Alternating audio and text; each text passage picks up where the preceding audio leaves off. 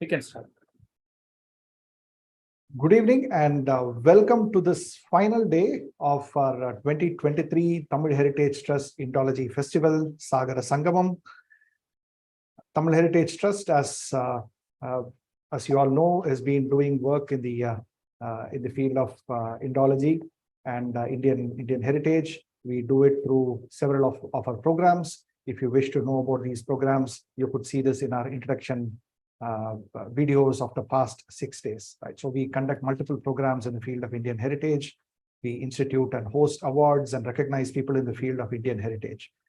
To know about our activities, you can do that by visiting our website or a Facebook page or a Twitter page, or sending us an email to receive notification of all our future programs. All our programs are available on YouTube. Tamil Heritage Trust is our channel name. You can go click on subscribe to get notifications of our future events. If you wish to support us financially, you could do so by scanning this QR code, and our UPI ID is also mentioned here on the slide. Okay, so we've had a fascinating program so far. We've had 6 days. Today is the final day. So Badri, what I suggest we do is, we've had 6 days of program, and we've had a lot of learning for all of us. So what we thought is we will talk very briefly about each of the lectures, each of the 12 lectures that have happened so far. And just one thing, what is it that lingers in your mind? What is that one thing that, that comes to your mind immediately when you think of this lecture, right? So we'll do this for the last 12 lectures. We'll try to keep this within 5 minutes before we introduce our speakers.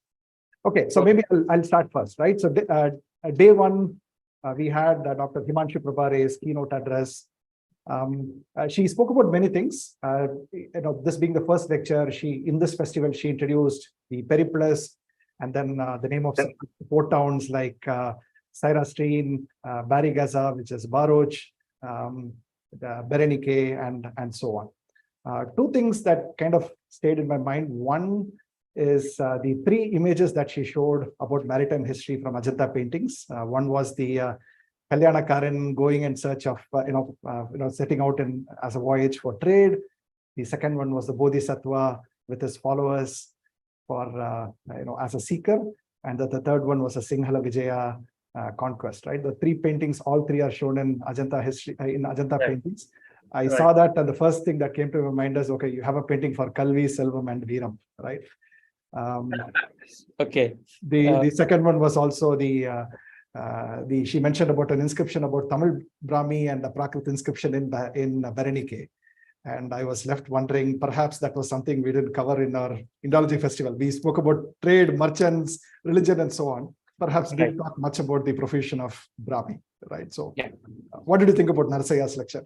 Oh, I mean, he's a marine engineer himself, served in the Navy, and I have listened to his talk, not exactly this one, but close enough, where he has talked in detail about Periplus of the Erythraean Sea as a primary topic, and I was absolutely fascinated with the detail that was given in Periplus. Periplus is a name that keeps appearing again and again and again in so many of these talks. I mean, our Indian history, unfortunately, the first documented writing of the Indian port cities starts with a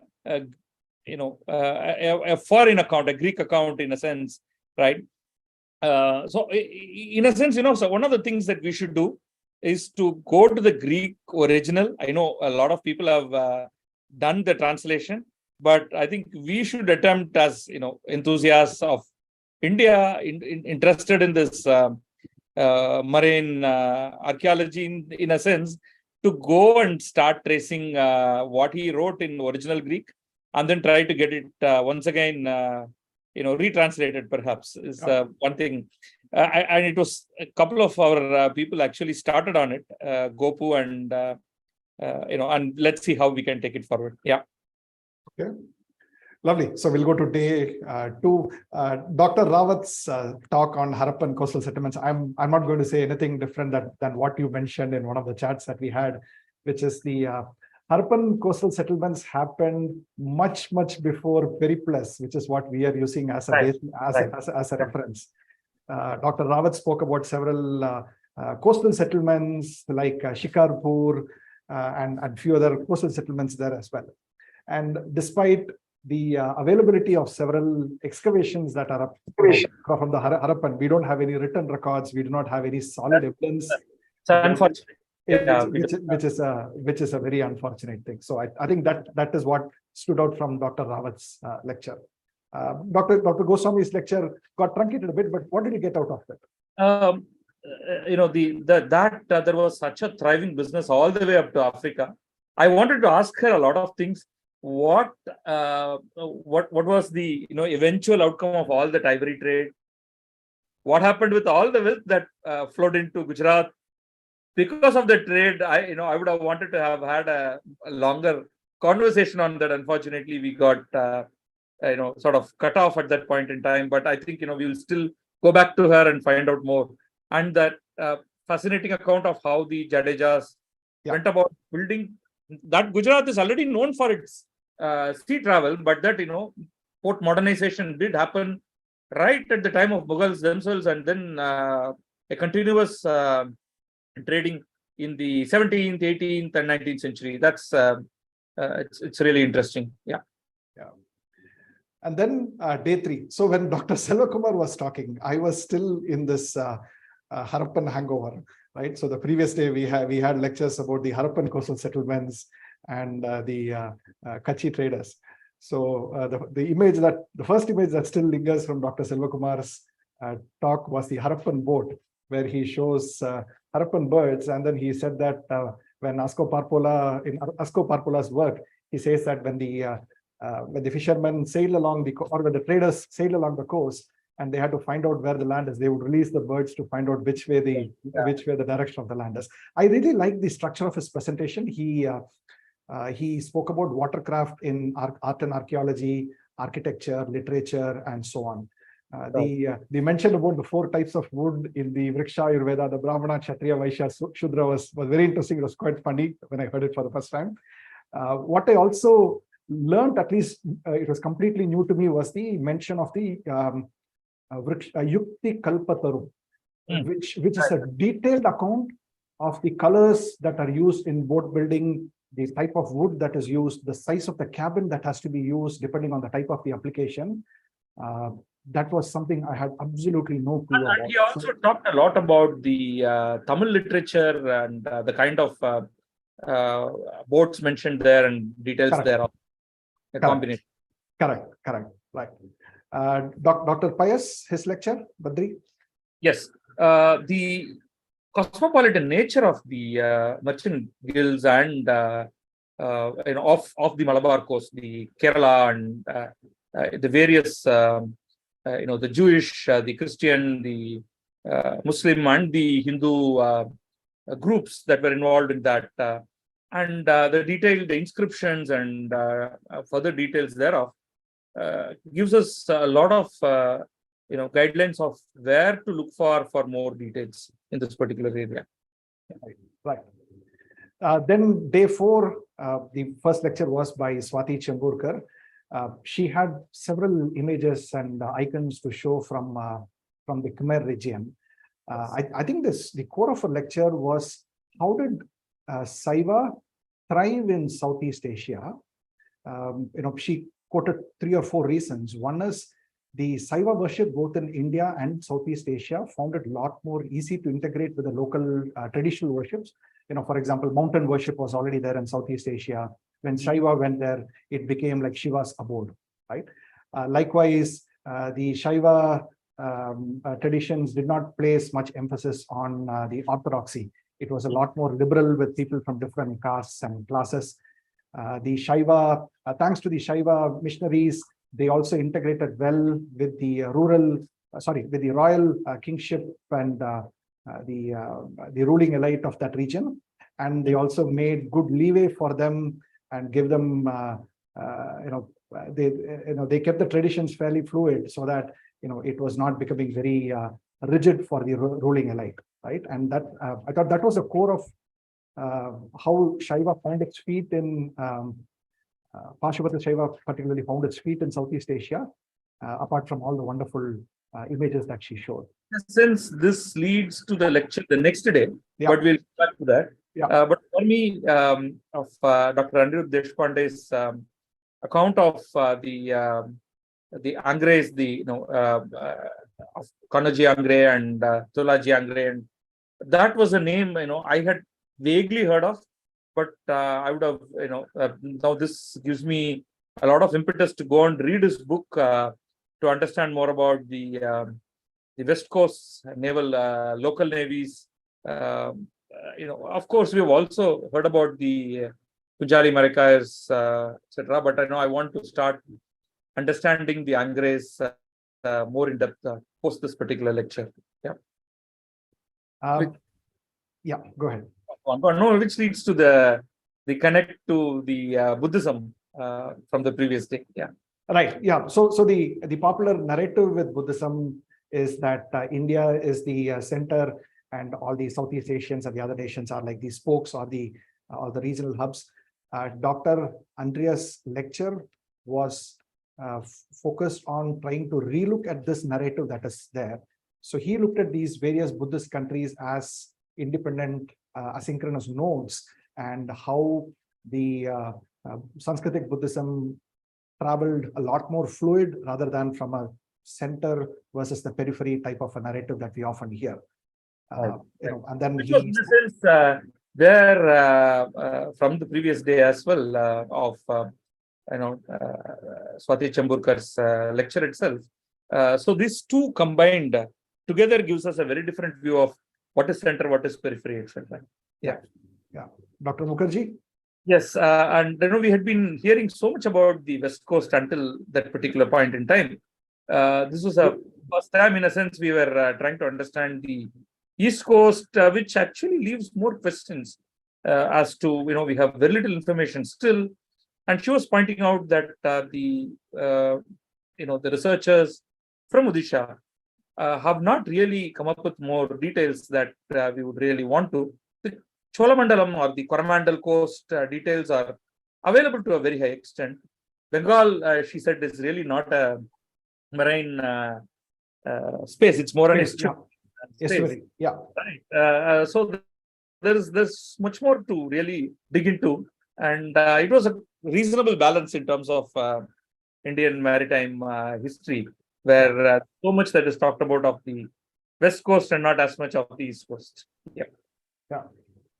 And yesterday, what do I say about Dr. Subrayulu's lecture? He had so much of epigraphic evidence of maritime relations of South India. I think the pinnacle of that was the last part of his lecture, where he said that we don't have clinching being the important word, clinching epigraphic evidence in terms of Rajendra Chola's naval expeditions to Srivijaya.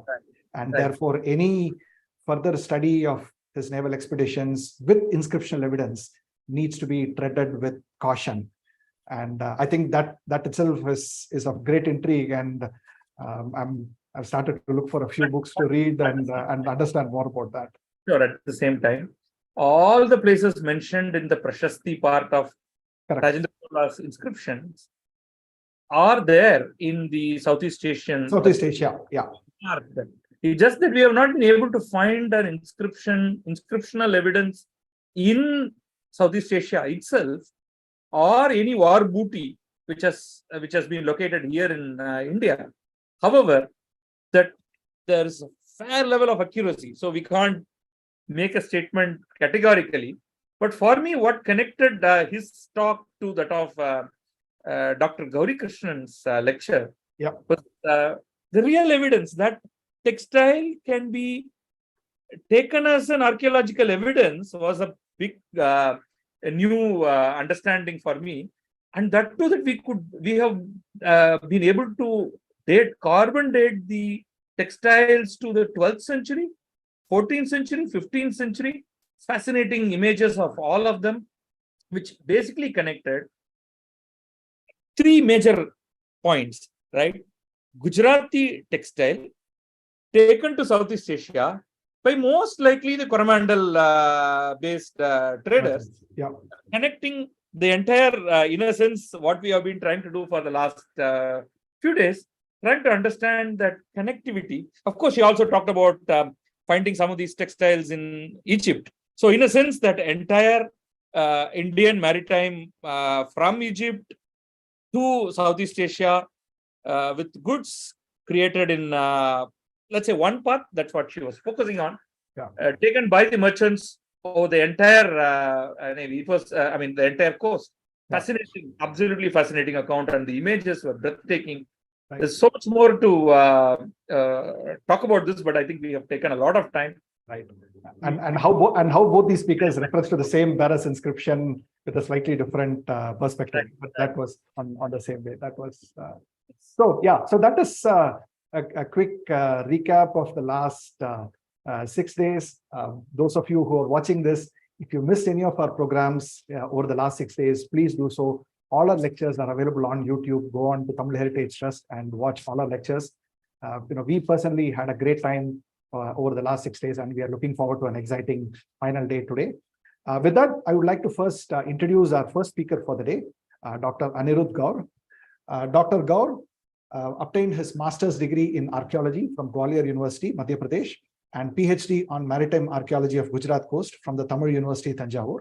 He is presently working in the Marine Archaeology Centre of the CSIR-National Institute of Oceanography, Goa, and has carried out extensive research in the field of maritime archaeology and important projects, including the underwater explorations along the Gujarat, Maharashtra, Goa, Kerala, and Tamilnadu coasts. Dr. Gaur is a diver himself. So being a diver, he has dived over 600 hours all along the Indian, southern Sri Lankan, and the Thailand coasts. He has authored a book on Harappan maritime legacies of Gujarat and co-authored 3 books on archaeology of Dwarka Island, underwater archaeology of Dwarka and Somnath, and maritime archaeology around Porbandar. He has co-edited around 3 books. A large number, over 150 research papers have been published by him in national and international reputed scientific and archaeological journals. He has attended over 75 national and international conferences, besides a large number of lectures in various universities, colleges, and other institutions. Maritime archaeology in India is his topic, and welcome, sir.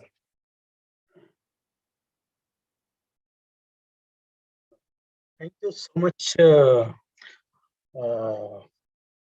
for providing me this platform to share whatever work we have done during last say 3 decades of my career in the CSIR-NIU Goa. And I'm really happy to see the list, whatever you have just briefed about all these things. In that, a lot of focus was in Gujarat coast. In fact, I would say if I talk in terms of percentage, I will say 75% of my work was in Gujarat coast, and nearly about to say 20% was in Tamilnadu coast. Only say 5% will be here and there. So these 2 major centers where we have worked.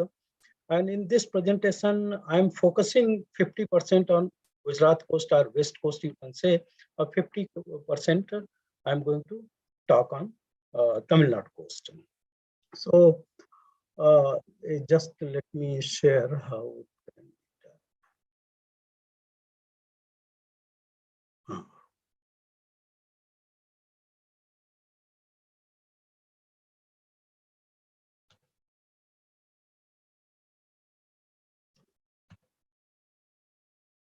Yeah.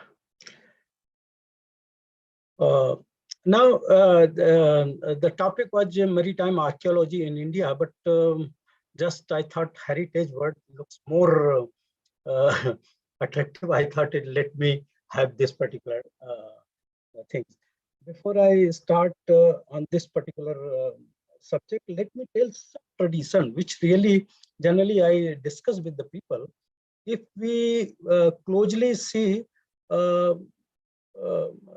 worshipping and some stories, whatever with this puja and all those things are there. Like in northern India, there is a famous story, or for puja, they are calling Satyanarayan Katha, Satyanarayan story, that story with that one.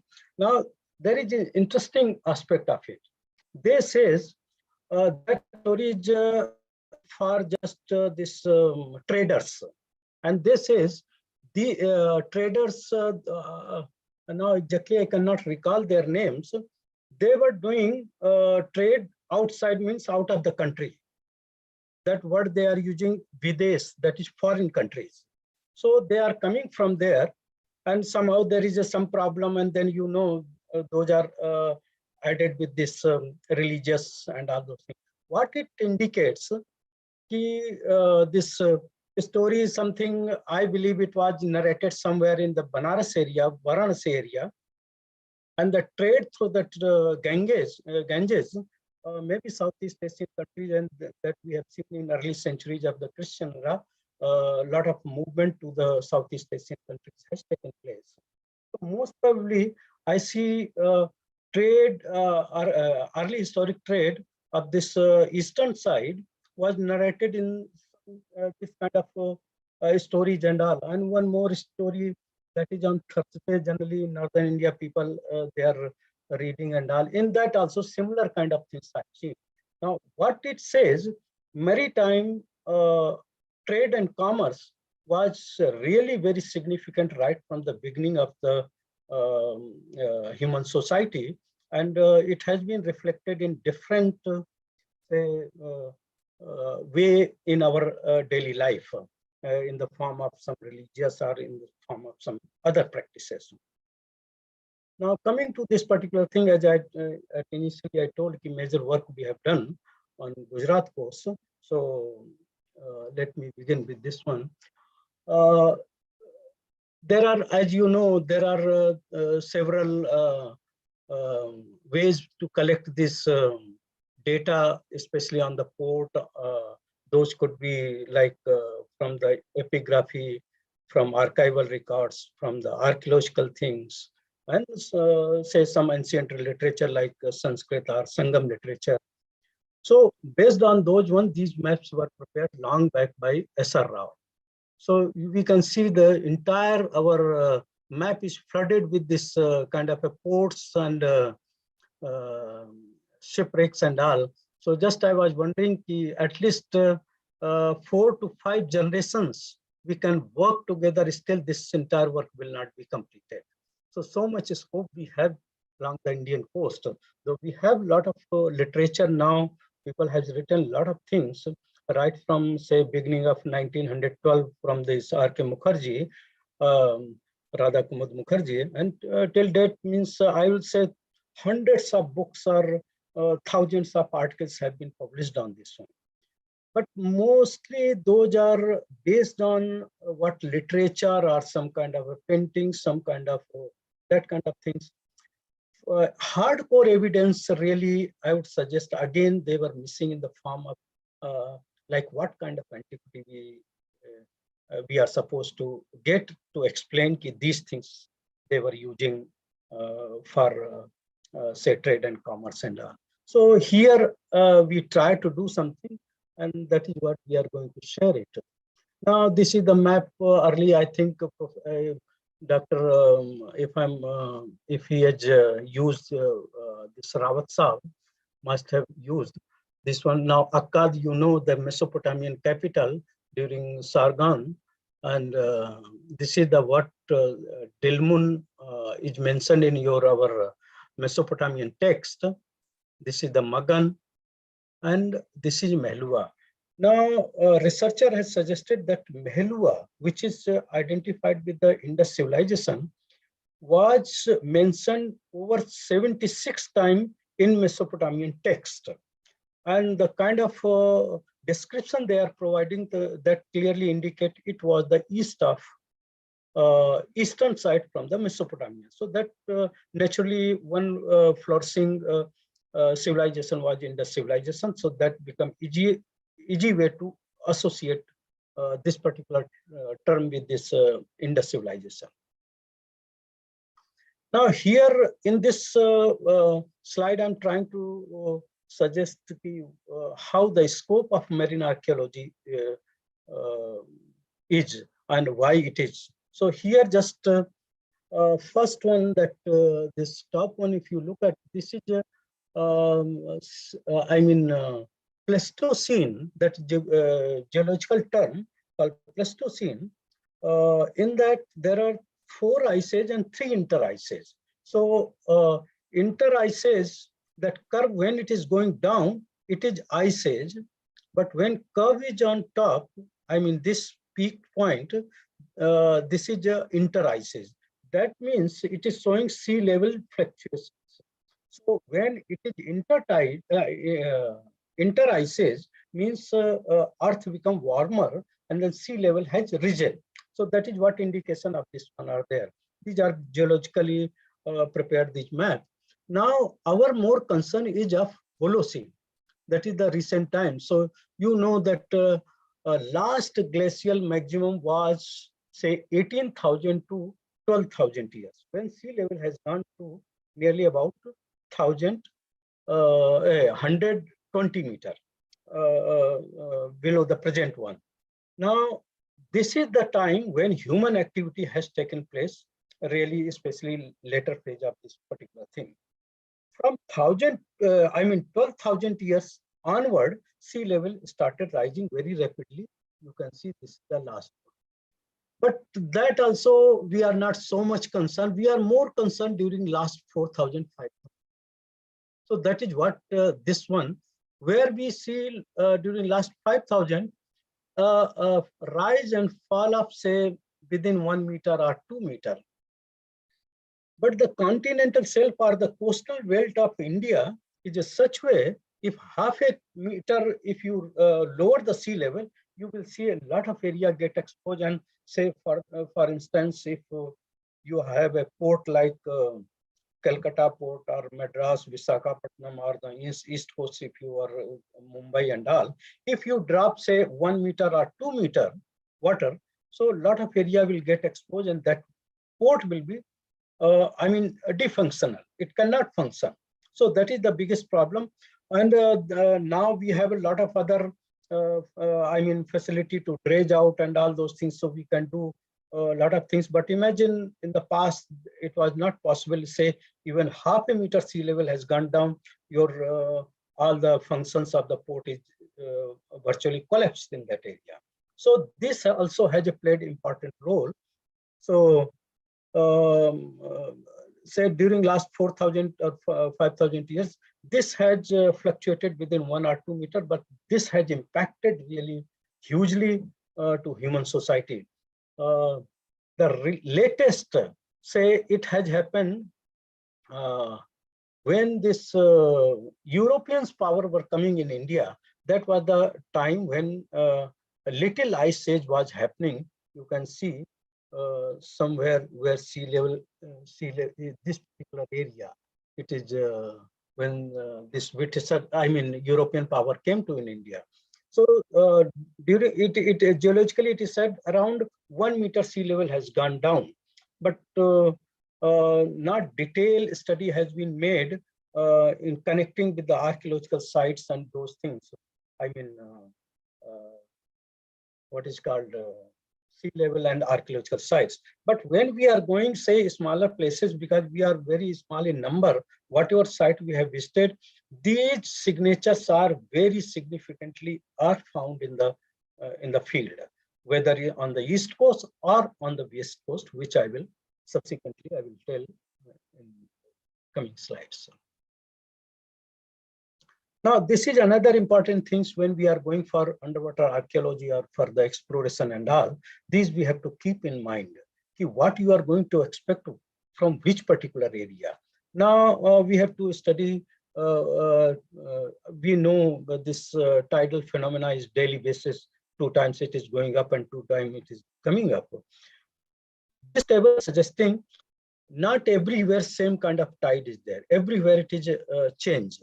Like if you are in Gujarat coast, especially Bhavnagar and say Kandla or Nolakhi area, their tidal range, Bhavnagar is around 11.5 meter.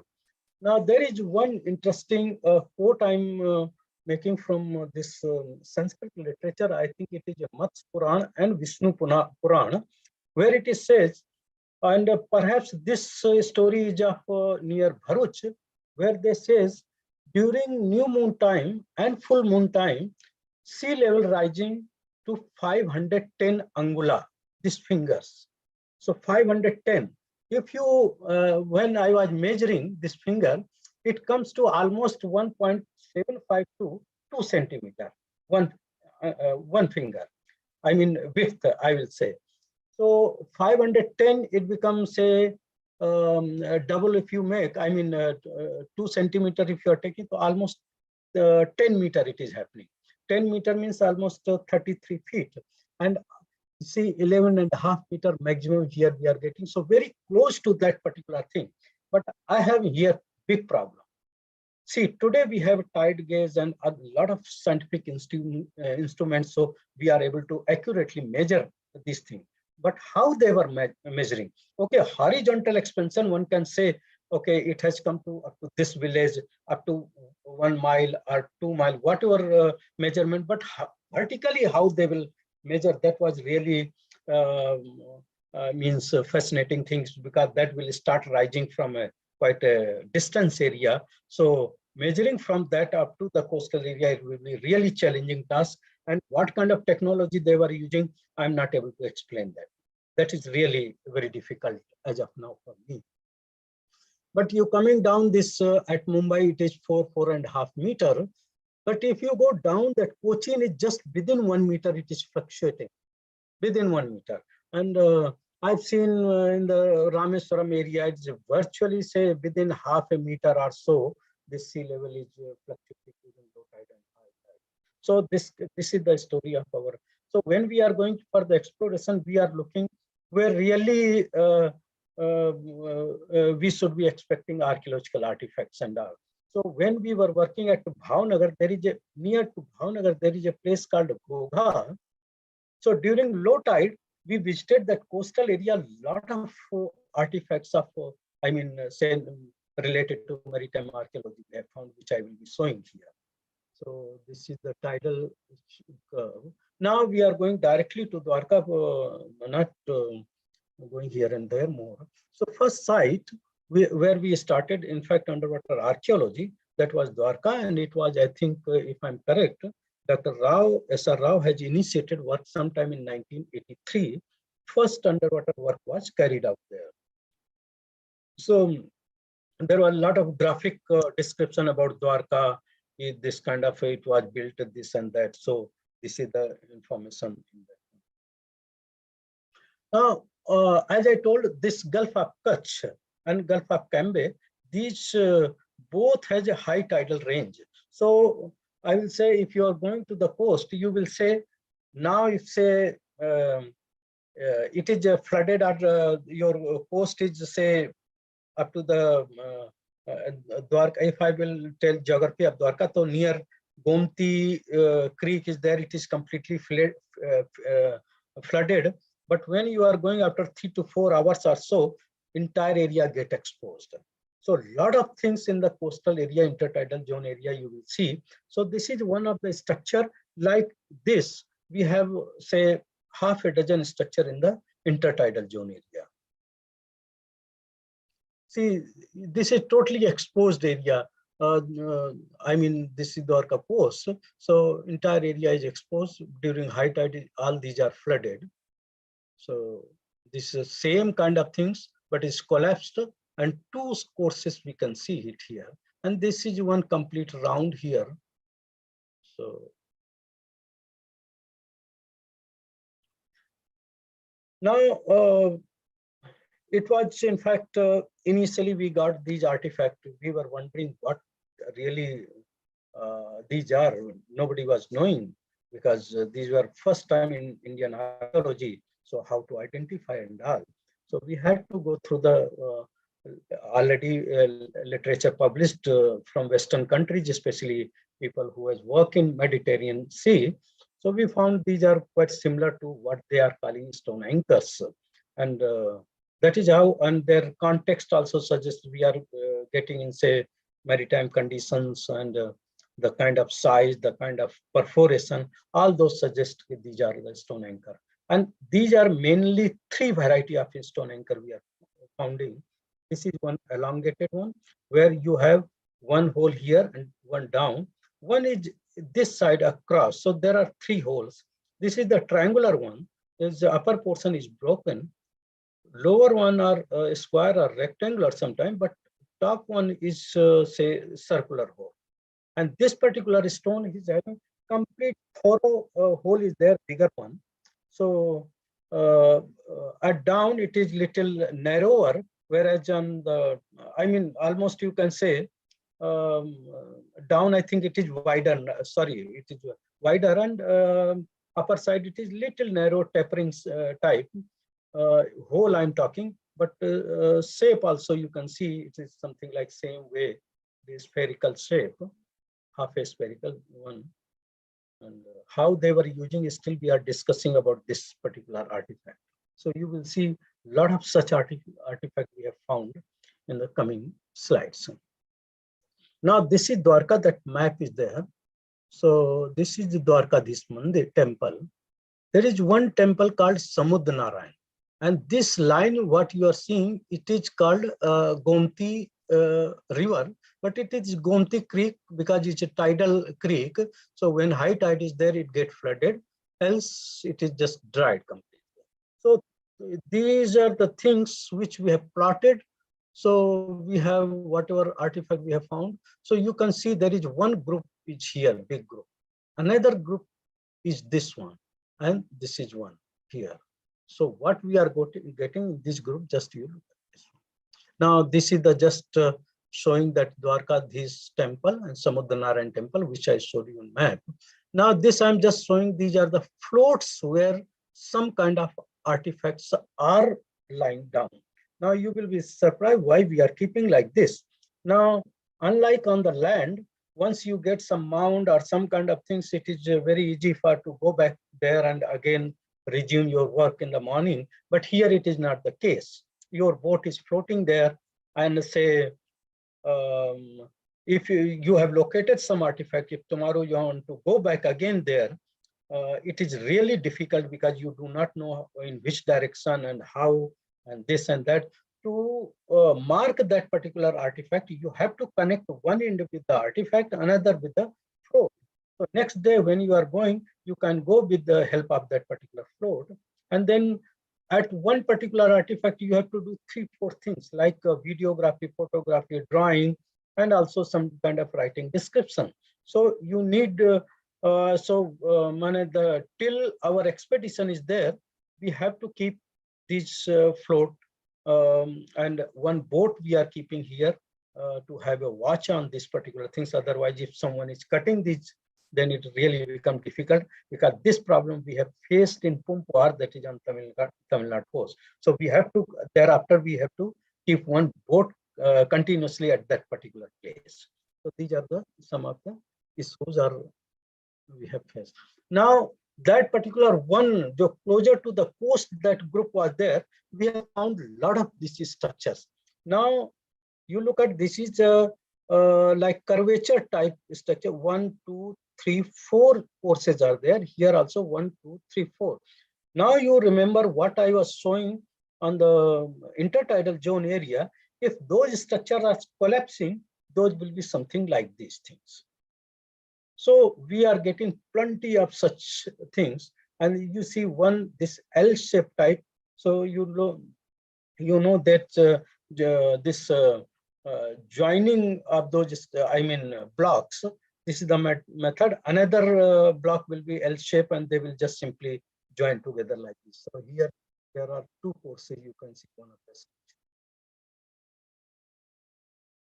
Some more blocks are there. So here there is, in this block, there is one projection is here. So this will be fixed with the other one. So these are the method I think perhaps has been used for jetties and all. And these are some of the other blocks. Here also is there. These are some of the blocks. So we have at least you can say around 100 meter by 400 meter that the remains are scattered, especially the structural part of it. See, you look at here, quite a big one structure. So it is, and also there is a problem sometime here when we were working at Dwarka. One season you are getting entire site is exposed, but next season when you are going, sometime it's say partially or major part of the site you're covered with the sediment. So this is the annual phenomena that also sometimes create problems. So sometimes create doubt also in your mind, really this is the same one or something different. But what happened during last say several years we have been working, so this somehow we understood very well that this is a very normal phenomena at this particular place, because there is no regular discharge of sediment at this particular, whatever sediment is there. So with the current or with the seasonal pattern, the sediment moves here and there. Now that is what I was showing in intertidal zone area. Plenty of stone anchor from Dwarka we have found, over numbering 120 stone anchor, say of the three all varieties.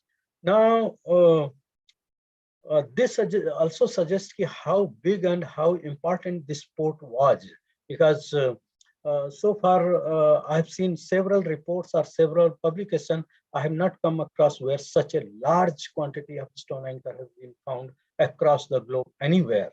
So I suggest this may be one of the most busiest port in the past. Yeah, that is just yeah. Here I'm about Dwarka. I'm just trying to conclude here. Now, those structures are there. Along with these structures, we are finding a lot of stone anchors. So, if I have to, correlate between those structure and these anchors, it suggests this was the part of some ancient harbor or ancient jetty or this kind of things. So these, what we have found, most probably this is the part of ancient jetty. How old it is really a very arbitrarily we can say anything, but it is really very difficult to suggest exact date. But so far anchor is concerned, this triangle anchor has been dated from say 2500 BC to up to 1700 AD, such a vast time bracket. So it becomes really very difficult to suggest what was the time bracket. Whereas this this one elongated one, this is termed as Indo-Arabia type of anchor. We have found plenty of such anchors in Arabian coast, on the East African coast, with the in the context with say from say 7th century up to 14th century. So this fairly we can suggest this may be associated with the Indo-Arab trade, say beginning from the 5th, 6th century or that particular things. But this circular one still we are debating what really proper function was there, and if at all. I will tell you that this we have found mainly along the Indian coast. There are only very small numbers have been reported from Persian Gulf and Persian Gulf, yes. I don't think anywhere else we have found other than the Persian Gulf. So, and whereas from along the Indian coast, especially from the Gujarat coast, we have over say 70 stone ring stone type of anchor. So maybe I think these were initiated from the Indian coast only. So let us see in the future. I mean, next slides what we are talking. This is Bet Dwarka. This location of Bet Dwarka around 30 kilometers north of Dwarka. So Bet in Gujarati is called island. So Bet Dwarka means that is also they are telling Dwarka, but it is on the island. So that is called Bet Dwarka. So from mainland there is a port called Okha. From Okha you have to say fly something like half an hour boat, around 2 kilometers there, other side. Now the government of India is making that bridge, most probably maybe this year end or next year. one can go by, through the bridge by driving the car and all. But mostly we have worked with the boat in this area. And this is the Bed Dwarka, where this present jetty is there, passenger jetty. We did north of this one, we did dive, and we have found a lot of these artifacts. You see this kind of things. And now we have these artifacts, and which also termed as amphora, as you know.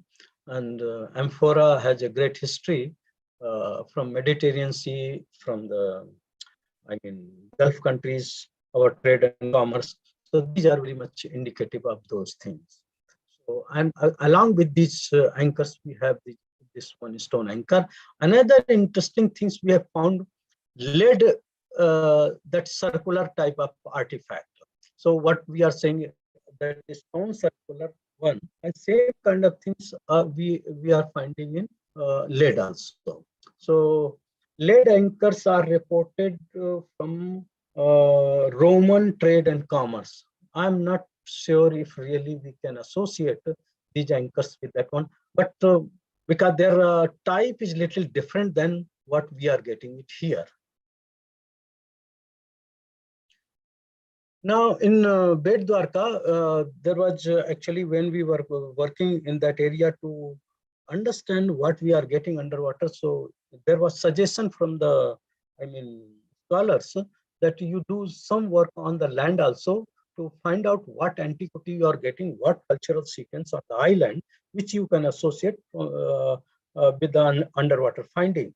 So, so we did 4 to 5 places, small trenches we have laid, and one trench we have laid, it is around 4 meters above sea level, and we have found this Harappan or late Harappan stuff. You know, if you are a student of archaeology, you will see this is a remains of stud handle bowl, which is a characteristic feature of Harappans in Saurashtra. And then this is a typical plate of this Harappan period bowl, these things. And one more interesting thing, what we have found is a fish soaker. Now the technology of this fish soaker is what really it is a modern type. You look at barbette point is there here, this sharp end. Even today, if you will go and see, similar kind of fish hook you are getting, but the material is different. This is of a copper, and what nowadays they are using is of steel. Fortunately, we have a carbon date of this one, because we have found that in the middle layer below this one we have dated one. We have one carbon date, above this one we have carbon date. So we have a 3,800 years BP. So almost you can say late Harappan phase it comes to that one. So what I'm saying, the technology what it was introduced, that upper part of this fish hook is beaten up, so it become broader where they can tie the thread. So this is, and when we were talking with the fishermen, they says we can catch fish of say 10 kilo of this, from the fish hook, because it's 7 centimeter in length, around 10 gram in weight. So they says it's quite a big fish can be caught this one. So if you are going with that story, then one has to go little, one cannot do fishing from the sitting on the post with the fish, this fish hook. One has to go with some watercraft and say 5 to 6 meter water depth, at least this fishing can be done from this one. So that is how we can say key people were going, or they have mastered going for fishing in the deeper also, because we know this Harappans and these people, they have done a lot of this shell fishing, and a lot of shells we are getting. So they must have been really what we are getting in Gulf of Mannar, say up to 60 feet. There was big story in India today, long before, where they were diving say 60 feet. So same thing must be happening during Harappan time, but I do not know really how they were collecting this sunk. Maybe that may be only one technology.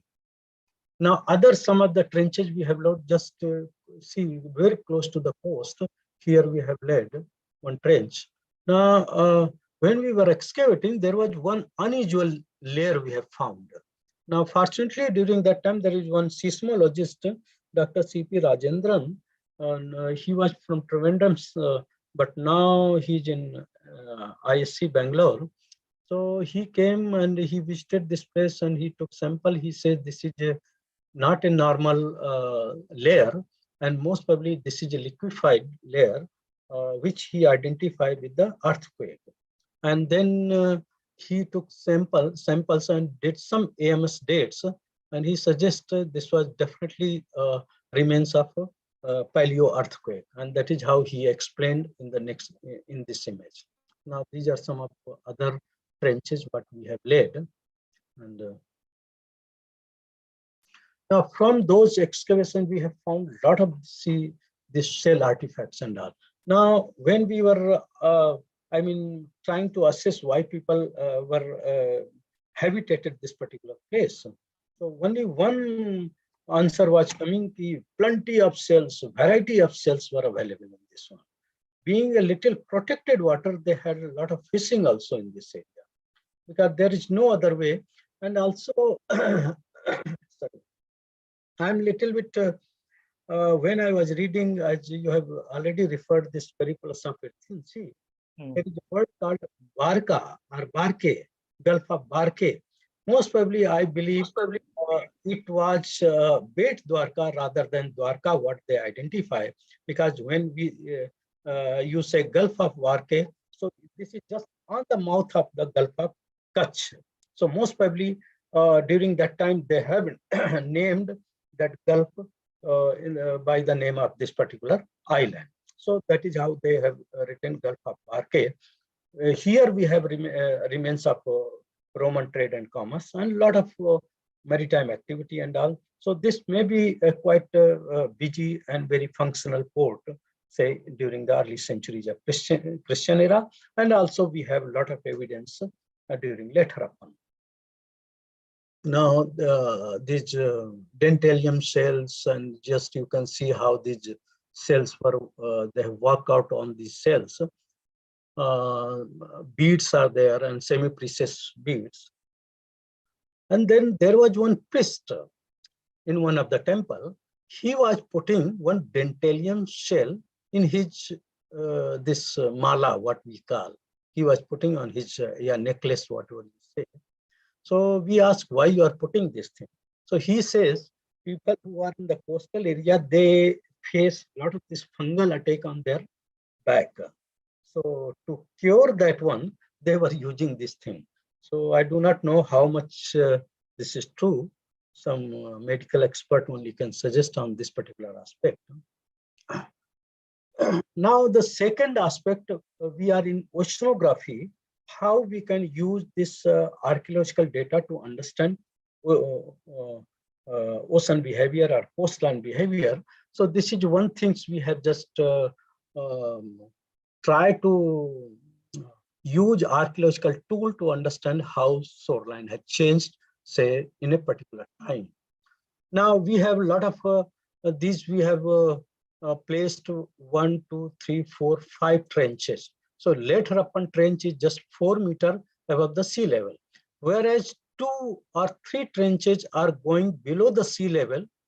When when we made all the measurement, and here you have a dates, say 1900 to 2200 or so. So that suggests that during this time, perhaps sea level was lower, otherwise habitation, how this habitation can be built. Based on these data, we have, draw this paleo coastline of Beit Dwarka. So if you see this one, so almost you can say, 50% of island has been vanished as of now, whereas it was much bigger during the early centuries of the Christian era. So this is one we are trying to contribute from using archaeological proxies to understand the ocean behavior. Now, as I was talking, I mean, same kind of things, like you must have heard this run of Kutch. This is very, I mean, unusual part of the land we have. And I don't think any parallel example of this one is there. A very large area, nearly about 200 miles in length, and almost you can say 50 or above that one, almost you can say 75 to 80 miles. It is on the width. A lot of area is uh, uh, getting flooded during the monsoon time, and then the water is entering from the sea, and this is the Kori Creek through which it is entering this. But then once monsoon subsidizes, and then it is just that water is blocked. So if you are going in the month of April and May, then you will see this entire run of Kutch is covered with a thick layer of a salt. So entire area is white, you will see. And say until say 2 decades before, it was very useless area and hardly people used to move there. And you will see a lot of migration used to take place from the Kutch area to the Ahmedabad or Mumbai and all. But then there was sudden idea or government of that particular time, they brought the idea of a Ranotsav, that how to use the even this unique feature as a tourism. So now it has been developed like anything. So a lot of tents you will see during in the month of January and February. So a lot of tourism is happening to see that particular run. Now here our interest is there. Why we are having so many Harappan or early historic sites in this particular area? Because there is no good agriculture land, there is not really attractive water resources. So what things really attracted to the early settler in this particular area? So geological study, if we try to understand, because a lot of work has been carried out here, because at least I'm aware of 2 cores, sediment cores have been taken from this area. One is a 55 meter, another is 80 meter, where analysis has been made, and they suggested as late as 500 years before, this area was, means some channels were navigable. That means once upon a time, this was, area which were completely flooded or covered with the marine conditions. And there is one more reference is coming when this Arab invasion in the Sindh happened around 712, that Muhammad bin Qasim has attacked that Sindh area. So when he was moving to the southward, he got stuck at Debal. There is a place called Debal somewhere here. So he saw now he can't go down because the entire area is a sea. Now, based on those descriptions, in 1908, Seaver Wright has a British explorer. He has prepared one map. According to him, which I think is further on than down, it was something like this. It was a shallow sea. And these were the island, you can say. This is the story, say, during Harappan time or early historic time. So this is how the changes has occurred. And if we use archaeological proxy to understand really what was the morphological conditions in this particular area, so perhaps that our map is emerging something like this. Now, there is a place near, say, northeast of Dwarka towards the Saurashtra. So there is a place called Pindara. So Pindara was also a historical place because there were some monuments which have been preserved by Archaeological Survey of India. So we thought it is on the coast, let us go and explore that one. So we were standing on the coast. So just during low tide, we saw, here also huge tide is there, we saw there is a heap of stone here. And when we went closer to this one, we found there is a paved area where there is a place, this is called Yoni, that we know in the Garbhagriha area, that is Yoni, I mean Shivlinga or maybe Shiva temple. And if you compare with the surrounding temples and associate this might have also built during that time. So date comes to almost, you can say, around 9th to 10th century AD.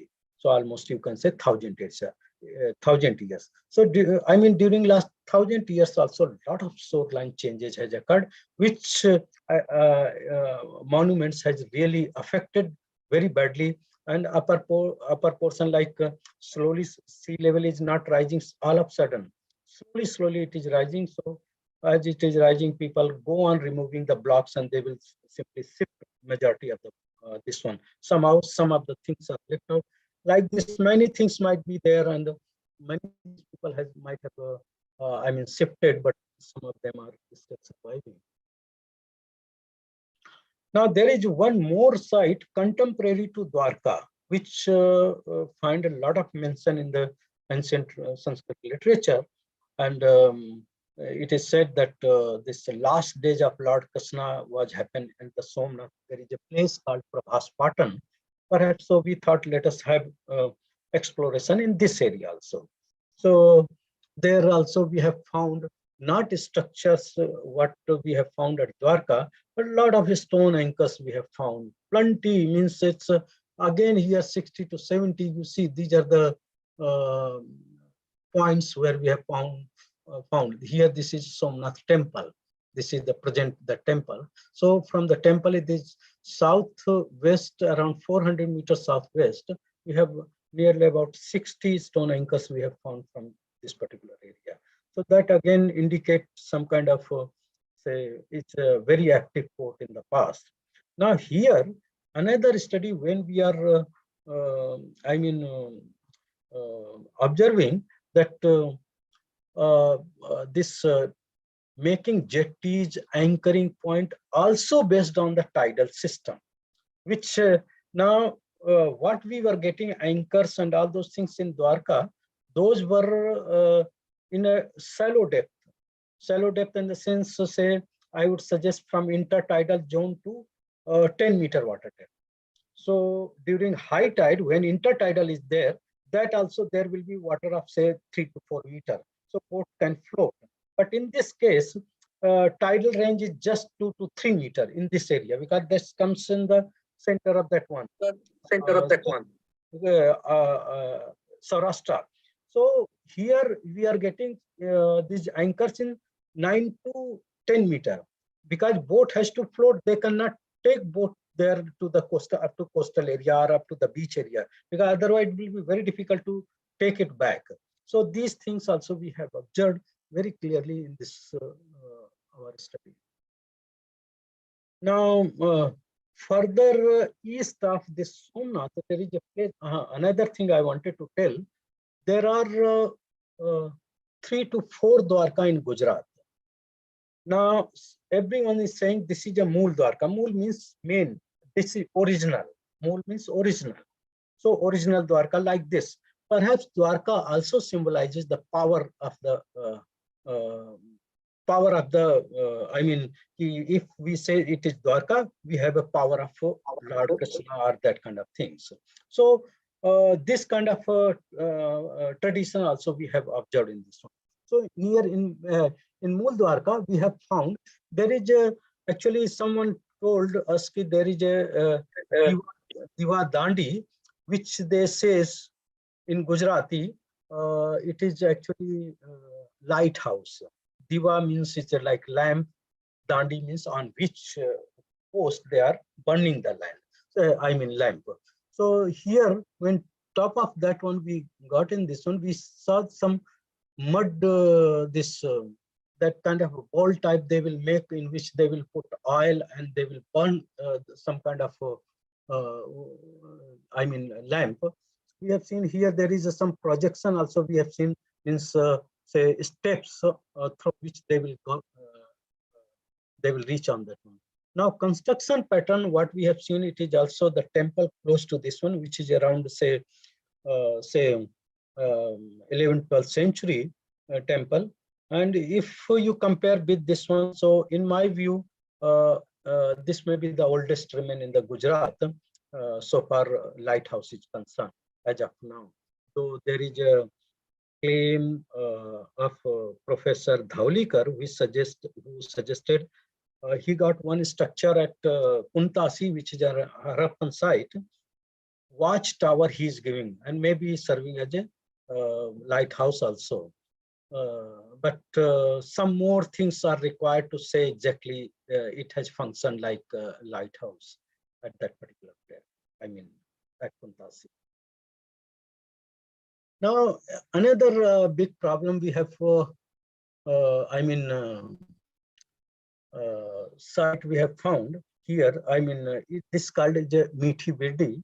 Now, there was one my friend who told, sir, you come and we want to show this place. And this is called Bhimka Khatiya. Khatiya word comes from the khat. Khat means cot, C-O-T, cot. That is four-legged, the cot is there. In northern India, if you will see, if you are going that, especially in the villages, Haryana and Punjab, they are using that kind of things. So this is four-legged of a cot are just lying there, and these must be have been used, might be a character of Mahabharata, that Bhima. So these, in fact, we have inspected, and these are nothing but it's something like anchor type of things. So, but these are unusual anchor, which really give a lot of problem for us, because they are 4.5 meters in length. And estimated weight, it is coming to around 4.5 ton. Now, we are wondering how these must have been maneuvered this. So these are some of the big issues which really I'm unable to explain at this particular point of time, but these were definitely made, and maybe symbolic, maybe what local people are saying, but its maritime aspect has been added to that story. Maybe Bhimka Khatiya, what they are talking, maybe like offering type of things, that kind of thing, because I have seen, which I will show, a lot of things have been, stone anchors has been used as offering, or some many things of related to this one when they are going for something, so they do puja and all those things. So that kind of tradition we have seen all along the Indian and across the globe also. Now this is coming, this Gulf of Cambay. It's very interesting one. As earlier it has been mentioned, means this periplus of Earthen Sea has vividly described about the Indian coast and all. Let me tell, there are 66 passages in the periplus of Earthen Sea. 29 are devoted to present Indian coast. That is from the Kutch up to the Bay of Bengal, or up to the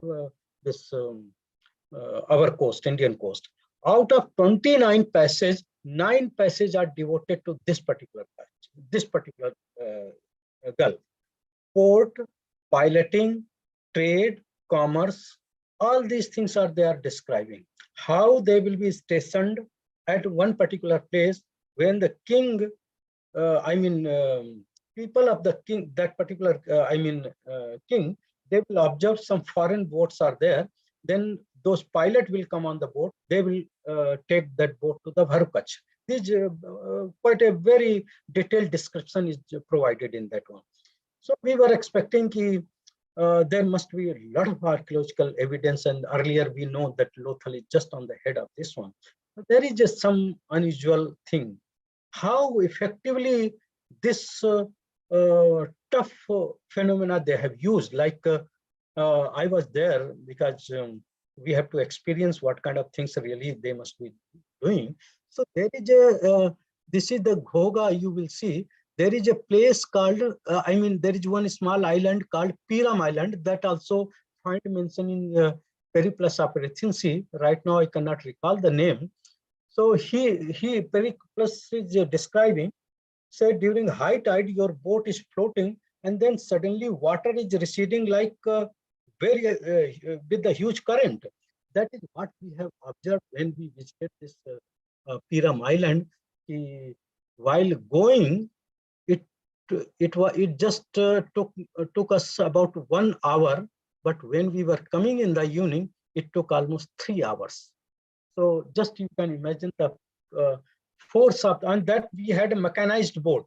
It was not that shell boat. It was not a sailboat. So that is what my problem is there, how people has negotiated with those natural phenomena, and they really used for their advantages. So what we are getting, see, look at this particular artifact anchor get exposed only once in a month. So this is one my friend who is a history teacher in one of the schools in Bhavnagar area. So I suggested you go on this particular date and time, then you will find this artifact. And he's just pointing out this lighthouse. It is about 2.5 kilometers to 3 kilometers from this particular. And so this is exposed only once in a month. Now, another things which I was talking, this anchorage and all those things. So wherever high tidal range are there, even today also in Gujarat, most of the fishermen, they don't take their boat to the jetty. Simply they what I will say, they will bring their boat up to the high tide. So during low tide, their boat will be resting on the coastal area. They will do their repairing and all these things. When again next, say after 15 days or so, that high tide will come, then they will take back to the for the fishing and all. Now this practice is still continuing, and perhaps this practice is going on since a long period, because the finding of this stone anchor in the intertidal zone are indicative of this particular practice. Now in the Ghoga area, we have found a lot of stone anchors. You look at during low tide, when water, I mean when high tide is there, all these are in 10-meter water depth. So now during low tide, we have taken photograph. Along with these anchors, we have found these kind of medieval glazed ware, which really give some kind of understanding. Say these, I mean, say I will say height during high tide, there will be 10-meter water at this particular place. Maybe some shipwreck might have taken place in this area, because when we inquired in with the local people, they were suggesting in their early age, they used to collect these big pieces of pottery, a lot of wooden part of it, a lot of things they used to tell. But because being in intertidal zone, people, it was easy for them to remove majority of the things for rebuilding their boat, because the kind of wood, once they are getting from the boat, they want to reuse it too, if it is not damaged completely. So that kind of things, I mean, those people were telling. So we try if we can, if we can find out some remains of that one. But a lot of pottery we have found in intertidal zone area. Now this stone has a different story. That is what the big problem is there. So we got a bit unusual type of this stone. There are groove. Here there is one, and all along this one. Here is a broader one, but here is little narrower one. So then again, we have to look for some literature. What if a similar kind of artifact we have found very in different conditions? We found this kind of grooving is reported from Chinese, Japanese, and Korean water, and they are used as an anchor. We know that Chinese were very active along the Indian coast, at least up to the Kollam area, and perhaps this is one piece they might have taken.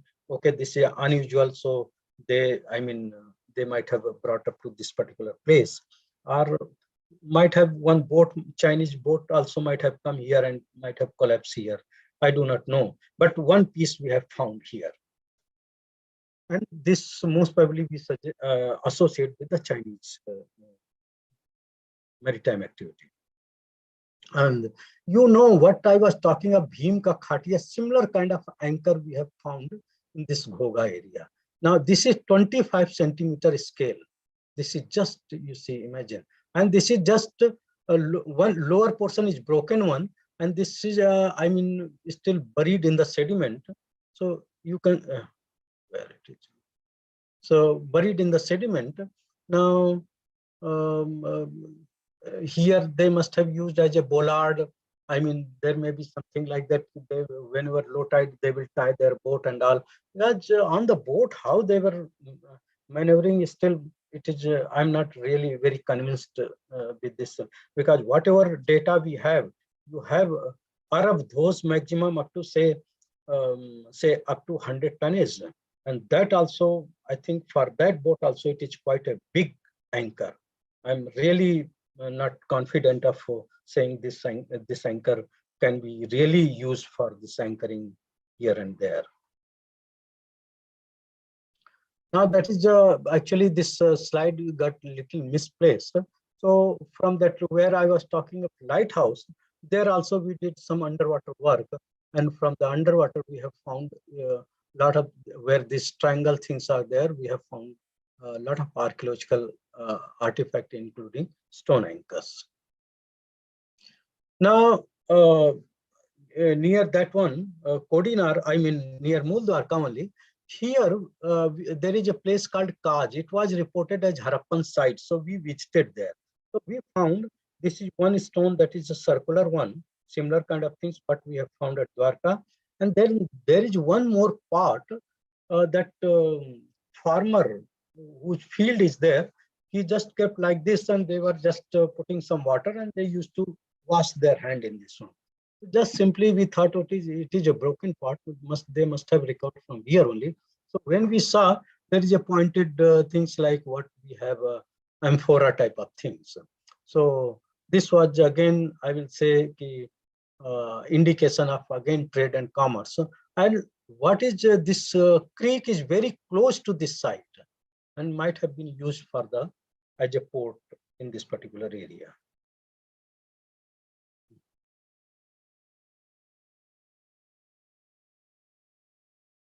Now that I have closed, I mean Gujarat coast is over because I have not included everything, because it will be very difficult to conclude everything. Now this is a Maharashtra coast, a place called Kelsi. Now problem was, what problem was there? Why we had went there? This is the sand deposit. Below this, there are here you have archaeological things. So this is one of the this well you will see here. A lot of pottery we have found in this area. Now how this has happened, that is big problem. So then actually say 2004 event, that is tsunami event, has given some clue. Might have some tsunami has occurred on the west coast, and this entire sediment was shifted from that particular, I mean, it is a estuarine area. In fact, one river is merging, must have been shifted here. And because otherwise we cannot explain this problem at all. So this is the only explanation we can give. Maybe this natural phenomena might have destroyed this evidence. This is say 10th or 12th century habitation, medieval period habitation that was totally destroyed, perhaps by this tsunami. Now we were working at Vijayadurg. There was a word called, I mean, early modern period of Angre and all. So this is their site, in fact, so Vijayadurg. And we were working. This is actually Angre's this what is called port. I mean dockyard. First dockyard they have built. In this there is a river called Waghotan River, about 2 kilometers from Vijayadurg. They have built this one. In fact, till recently, say up to say 30 to 40 years before, they were using this one. In fact, one Indian Navy people, they came with their boat. So they were doing something. They found some iron artifacts. So they lifted, and it was in fact British Admiralty anchor. So they have lifted from here, and they kept in Mumbai, their museum. They have one museum. So they have displayed here. So this is one. What is happening here? It is a natural formation. There is some natural protection is there. they just simply fashioned this particular wall and here this one. Actually, we don't have a full photograph.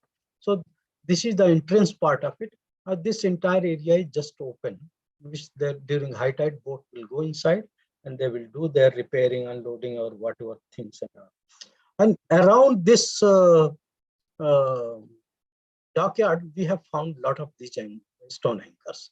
Now, this suggests quite a late date of these anchors because Angria is the 17th, 18th century. So that become a date quite a later period of this. Or here again, I will be saying in caution that maybe reusing, they may be of earlier, but they might have reused this. That is also a possibility. Now, example of reuse, I'm suggesting at this Sindhu Durga. Now, they were making some this jetty. So they found these stones and they erected there. Now they are serving very good as a bollard or mooring for the tying their boat. That is small canoe they are taking and they are using as a bollard. So now they are using, and these some of the stone anchor they have just paved in the flatter one, they have paved on the jetty itself. So when we visited, we saw a lot of anchors are there in the jetty itself, but nobody was aware that these were really anchor and all. So this kind of also reuse we have seen even in present conditions. One more thing, this related to religious aspect of this one, I forget to add in Gujarat things, and I should have added one slide here. You know that there is one island in northern Arabian Sea, is called Socotra Island. And Socotra Island presently it is in Yemen administration. So there is actually around 2 decades before, one archaeological expedition was carried out by this French and German, I think. So they have, I mean, they have located one cave called Huck Cave, and in that they have went inside. It is around about more than 1 kilometer in length. They have recorded over 200 inscriptions, and out of 200 inscriptions, 98% inscriptions are of Brahmi inscription. And those are, there are names are there are signatures, there are motifs are there. So now that Socotra Island in Gujarat, what is happening, lot of temple dated to Socotra Mata, yeah, Socotra, I mean goddess you can say. Now that particular, I mean these are half a dozen temples are there along the Gujarat coast. This is near this Bharuch, this is near Surat, also near Khambat, also near Bhoga. So many places I have seen right from Porbandar up to the Gulf of Cambay. Half a dozen or more than that one, these things are there. Perhaps that tradition people has taken from there. But out of that cave, there are 3 or more anchors are there, 3 more stones are there, which are of 17th century early Gujarati script is there. In that early Gujarati, there you find the reference of Sri Socotra, Sakotra, that kind of a word we have seen. What it's suggesting that Gujarati, perhaps they have traveled up to, I mean, Red Sea, when they have a lot of profit. When they are coming back in between, they will have resting or halting time at that particular, they will do some offering there, because that is the shelter point. If something goes wrong, they immediately they can shelter there. So perhaps if they have good profit and nicely they have come back, so perhaps you know, in Indian tradition, if we have more happiness, we worship a lot.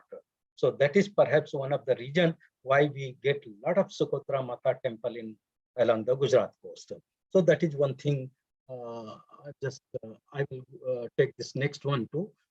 These boat motifs we have found in Gujarat, in Goa, a place called Sattari Taluka, northern part of the Goa. So you will see this Mahisasur Mardini. There is a boat here, there are heads are there here. There are ore also are there. Here also same thing. Here both in that heads you will see here there are ores.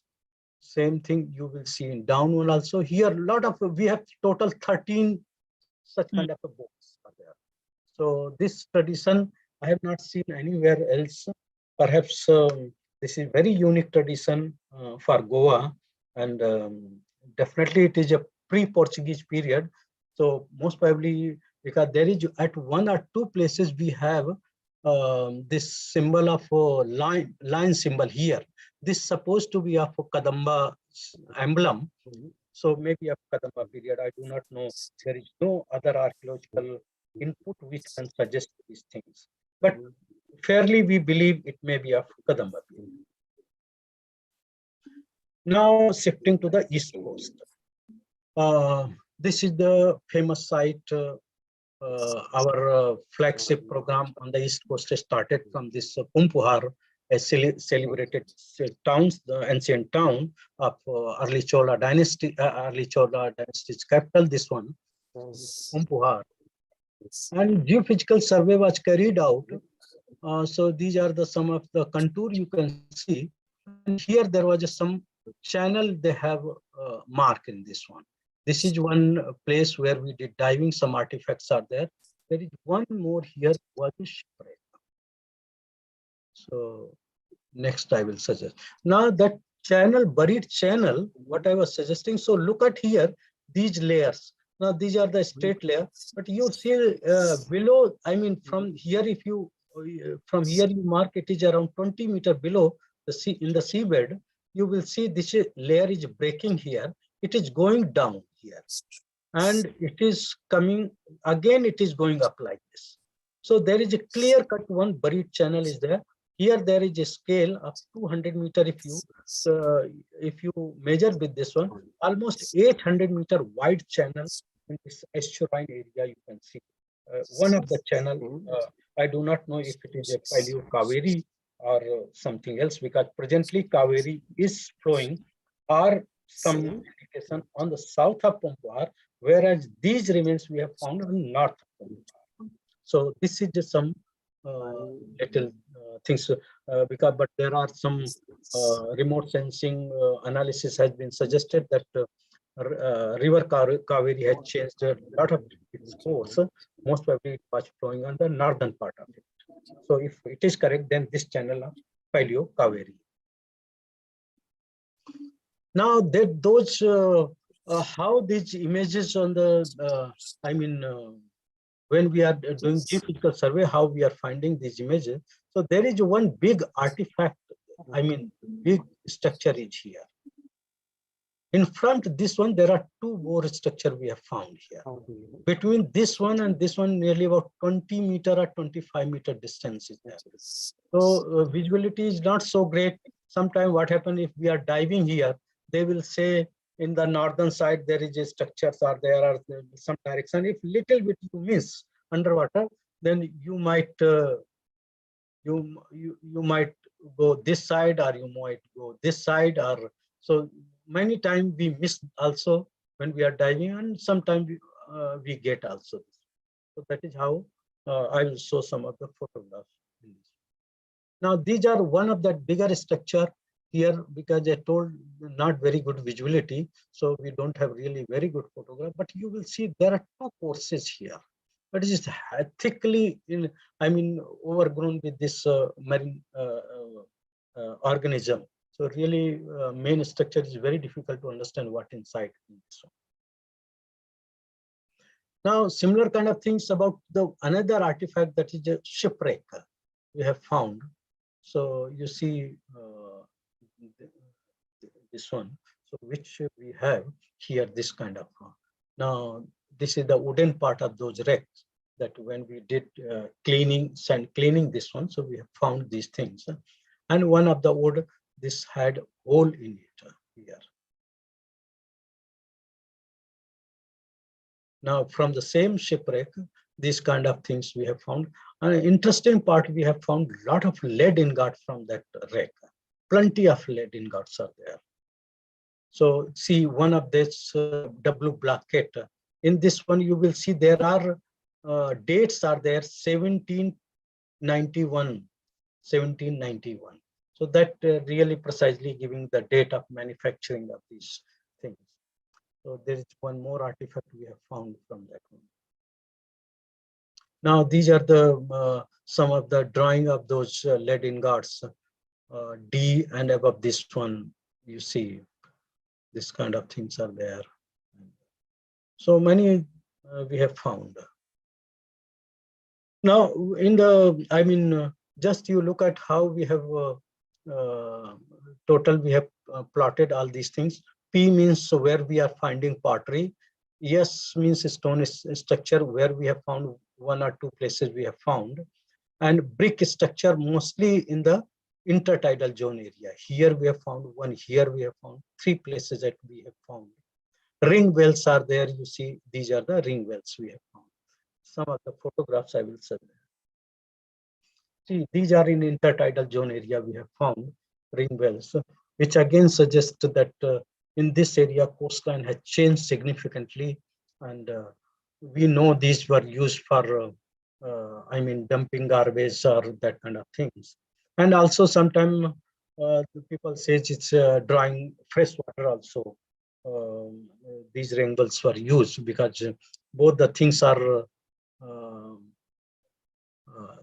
in both the conditions we are finding this one. These are the brick structure, say in intertidal zone. No one is going to make any structure in intertidal zone. They will make, but stone structure which will withstand with the water force. But definitely these residential type of structures, you see, look at here, these are burnt brick. So these are clear indication of some kind of, see, earlier sea level was lower, or some kind of a story what we are listening or mentioned in Mani Mekhla or some other literature where, though they will say because of goddess has was angry or this kind of thing, but some natural phenomena like tsunami or cyclone, which really must have damaged the part of the city, and we are getting remains of those things here. Now these are the even present condition. You can go to the further south, further south or north, no direction, just forgetting. From Pumpuhar around 15 kilometers, a place called Trankovar or Tarangambadi. Now this is a Karaikal or Pondicherry territory. Under Pondicherry it is coming. So see, we had seen this brick well completely got exposed in this one. Now these are the remains of fort we have seen in underwater area. Now these are some of the structure. Now these are the last tsunami, this structure, this temple was collapsed in this one. So this upper part of just lying in this particular area. Now see, these are some of the things just in front of the Tanjavur Museum. You will see this kind of things here, and that is a fort wall you will see here. So you can see how much this sea level has damaged. This cyclone or tsunami has damaged in the area. This year ring bell area was exposed from the tsunami only, because after tsunami we went there, we have observed a lot of these things, and which we have not seen earlier, but they were visual just after the tsunami. Now there is one map is displayed in that Tanjavur Museum. This is the museum that this fort in this museum is there. So there is that map is there where this Dutch fort is there. This one, this front. But now this most of the things remains are not there. But what we are seeing underwater, and that time this coastline was shown here, but now shoreline is here. So you see this part we have seen in the coastal area, which I was showing. So this is what we have narrated the story of this shoreline migration in this area. Now this is actually further south here. It is a further south place called Manpad, Kulsekharpatnam or Manpad in that area. Further south of Tanjavur, you can say. we were exploring, we found this this kind of very, I mean, linear way it was cutting. It was not natural kind of thing. So we asked the local people. They told this people used to tell, obtain anchors from there. They will use cut anchor stone. So for the making anchor, they will cut a stone from here. So then one anchor we tried, we have put here. So almost you can say it was fitting in this one. So that is a query is still preserved and still one can see and go. And these anchors we have found from Manpad area. People are still using this kind of anchor. So stone anchors are not very, still very much in practice in Indian conditions. Now slowly, these are being discarded with the new technology and all. Now this is the final site where we are going, Mahabalipuram. This has a fascinating story. A lot of British travelers, they have mentioned there are structures underwater in this one. They will describe the story. They are sitting in front of the Soul temple and they are able to see top of some of the reef, which are appears to be some kind of structures and all. Based on those things, we thought, okay, let us have one diving or one, expedition, and perhaps we did in 2002 here. So this is the area, the dotted area where we did diving. Site once, this one, and this is site 2. Now this is the, you can say, another map where we are putting this one, especially in this particular area.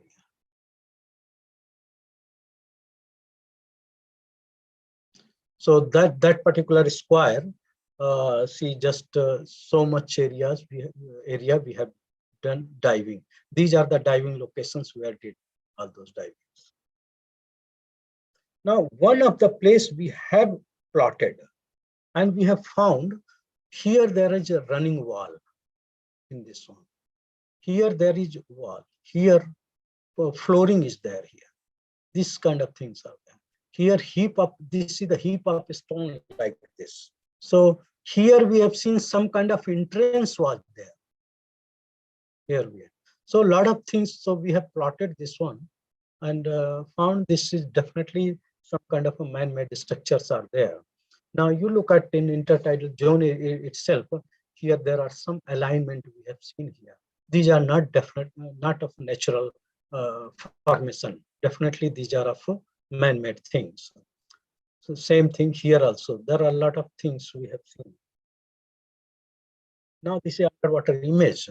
Now this is the, you see it long, I think some other better photograph we have. So it is quite a long wall in this one. So here steps also is there, which I will show in the next one. Just you see this going like this, 1, 2, 3 steps type of things are there here. Sometimes you get good visibility in Mahabalipuram, so one can take really good photographs. So that is how we were fortunate to have really good photograph in this one. Now here, I will compare, there is one wall is there. Now here, if you closely observe, there is this one block here, one block is here, like this here. Now I compared the next one, this is another photograph, same wall. So just you can see the kind of things we have in Mahabalipuram. See, there is one block here. This is a raised one. I mean, little projection thing are there. Here, three more projection is there. So what I will suggest, see, look at here. This is that photograph from underwater, and this is a present in the, in the Soul temple, just one of the wall I've seen. So this particular thing is this one, whereas these projection we have seen 1, 2, and 3. Like this it is there. So perhaps this kind of things we have found from, but it is so much growth, marine growth is there, nearly about say 2 inch, 3 inch sometime. That is a really very difficult one can make out in this one. But one has to clearly observe in this one, or will find definitely there is some kind of structural remains are there. Same thing you will look at here, similar kind of wall we have found in underwater. Now, we got some date from your Mahabalipuram. So those dates of shells are there. Now, shell means something like after submergence. You understand? I'm not, this we are not dating the date of structure. These we are dating post-submergence. Because growth will take after submergence only. So that growth we have dated. So one earliest one, which is around 9-meter water depth, that is say early century of Christian era, 3 BC it comes, plus minus 100. Here it comes 1810 AD, and this is 1380 AD. So these are, if 1380 AD, if we start saying, so that means even Pallava period structure, if somewhere there, so they must have been submerged around say 13th century and 14th century, that kind of that time, and then this cells grown, and that is what we have dated. So this is the post-submergence dates we are suggesting here. I think this is the no, there is some shipwreck, more shipwrecks and all that. We did some shipwreck exploration in Goa water, where we have one Portuguese period wreck was there. There is one cannon is lying here. Granite blocks are there. Hippo teeth are there. These are hippopotamus teeth and elephant tusk. This is another shipwreck where we have found a lot of tiles are there. This Portuguese period, we have dated some radiocarbon and all those things, which suggest around say mid 17th century. But this is around 120 years old. This one, some was coming from South Canara district, bringing a lot of tiles, because even old houses in Goa, we have seen this kind of tiles they have been using in this area. In Lakshadweep, we have a lot of steam engine wrecks, good visibility, nice photographs we have found. So these may be of the First World War shipwrecks. So this is just 3-minute photo. This one is there. What movie is there? Just I want to play this one. Just see.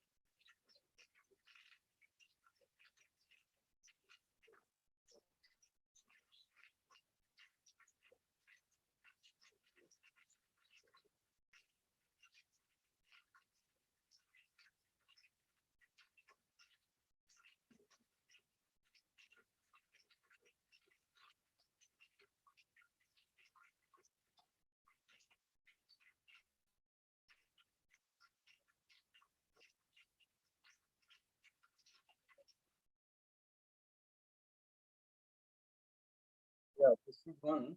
Just before I request for the question, and I just wanted to add one more thing here.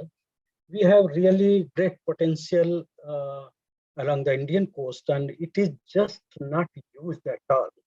So underwater heritage, tourism heritage, I think one of the great potential for the future of this is the area which really unexplored. This is the area which is totally in the term I will say virgin area for the tourism departments and all, which really will attract tourists say across the globe, whether it is in Mahabalipuram or it is on the Lakshadweep or it is Andaman or the Dwarka or many such places.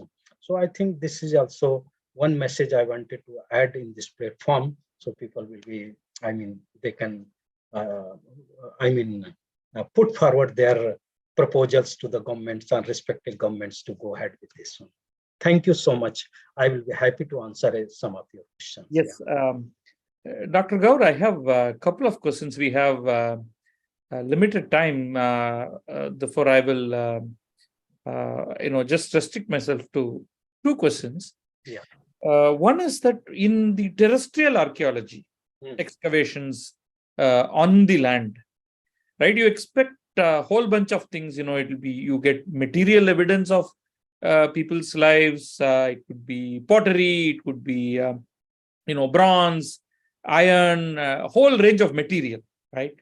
You get skeletons, and from which today you have fantastic capabilities of finding out genetic code and more. You get inscriptions, you get complete structures intact, right? So our understanding is largely from terrestrial excavations and archaeology. Now let's come to the sea archaeology, or I don't want to consider any inland water body because it's, for all practical purposes, it is terrestrial archaeology, right? You get into this extremely difficult area. What are the 4 or 5 top things that you can actually get?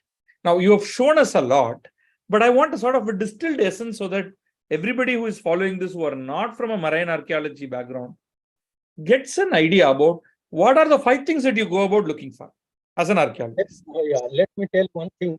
I was a student of Institute of Archaeology, that is run by Archaeological Survey of India, and we were trained a place called Thane, which has a nearly about 12-meter height. One mound was there. So each layer, this and that, everything over there. Correct.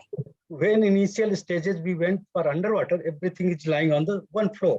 I thought, what rubbish this one, how one can do archaeology with this one? Really?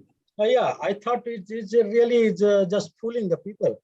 But then I was looking what is happening in the West or other places, how they are approaching. And if we found the same problem they do have, they will study on the coastal area, will see what things they are finding, then whatever they have found from underwater, and they will try to associate this. Okay. No other method, I will tell, there is no other things which really can support these things. Now you are saying what other things we can get from underwater. One, definitely stone anchor, what I was showing to you. Right. Correct. Stone structure you will find, or some kind of like boat shipwreck remains you will find, remains from that one, like maybe some brass item, lead item, or any damn thing, whatever you will find in the shipwreck that you may find. But so far, another problem I will tell, I do not know, I think running sort of time, these habitational sites, they are not all of a sudden, they are not getting submerged. They are slowly submerging.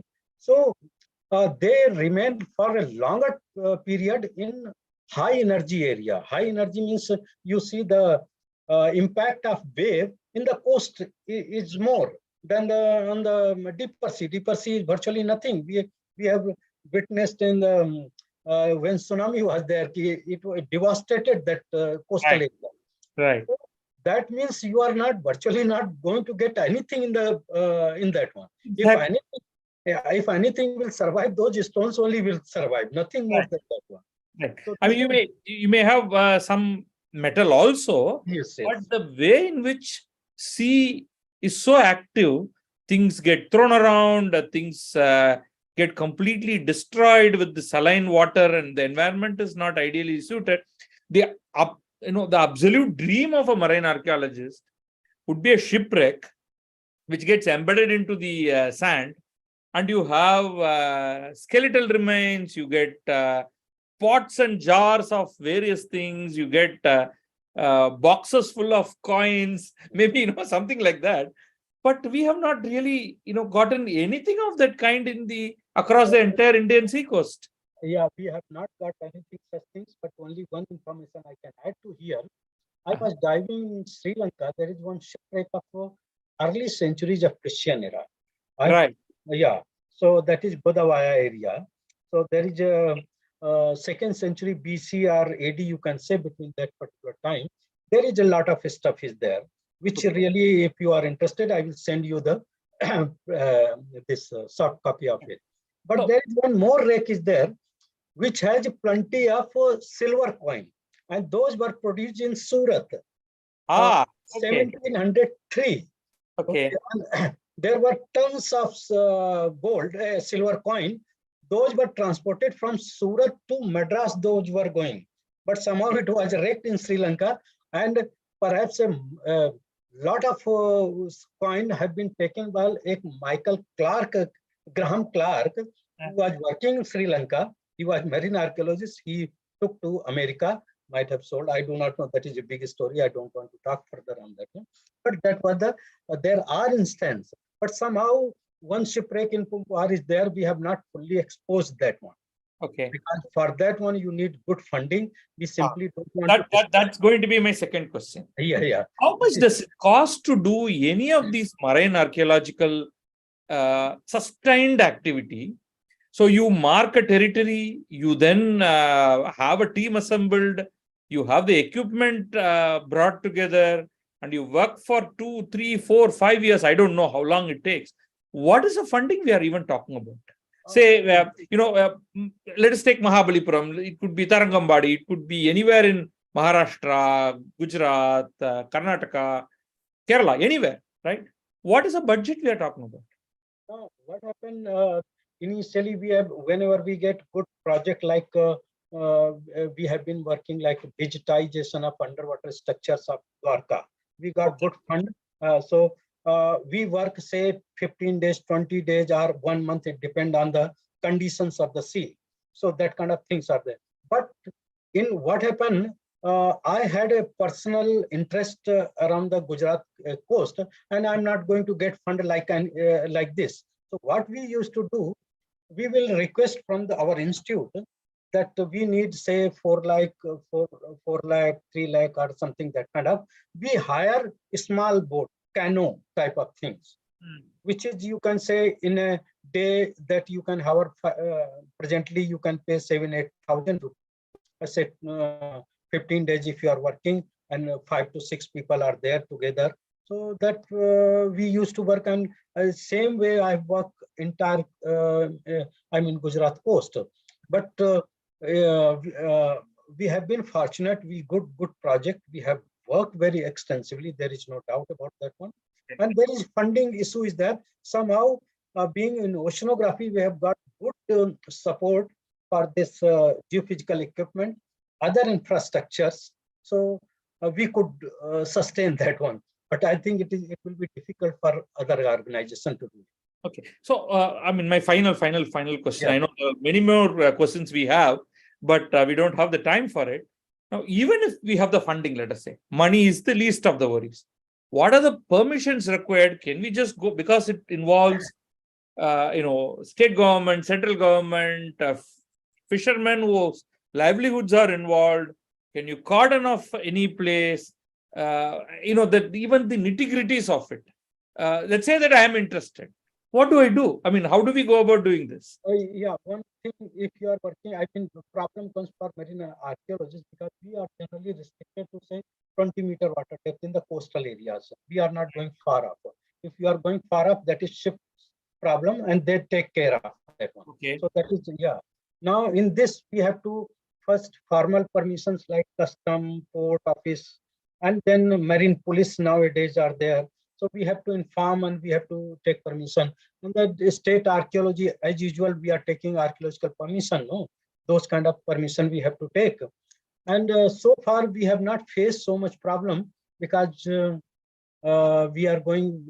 People have been knowing us past say 30 years or so. We are going and working here, so such problems are not there. But we keep 2 days for this clearance when we are going in the field. That you can understand there is a toughness. Suddenly we can't go and do the thing. Okay. Thank you, Dr. Gaur. I have. I understand now only. So we will get in touch with you and find out what more we can do in the marine archaeology space.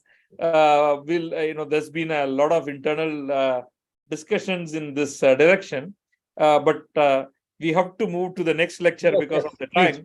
Yeah, I know. Thank you very much. Yeah, thank you. There are many questions people have asked, but I will take them to you at a later point in time. We will get in touch with you. You can email to me. If possible, you can email those questions to me. I will do that. Certainly. Over to you, Kishore. Thank you, Doctor. Thank you, Dr. Gaur, for diving deep into the world of marine archaeology and showing a glimpse of a field that many of us are perhaps not too aware. So thank you very much for that wonderful lecture. Thank you. Next up, we have Dr. Lakshmi Subramanian. Dr. Lakshmi Subramanian, currently visiting professor of history at BITS Pilani, Goa, has had a long and distinguished research and teaching career. She has taught at various levels from undergraduate to postgraduate and beyond in India and overseas. Chartered important subfields of research, namely maritime history and the social history of music, curated an exhibition and has intervened in designing curriculum, developing methodology workshops, and expanding international academic collaboration.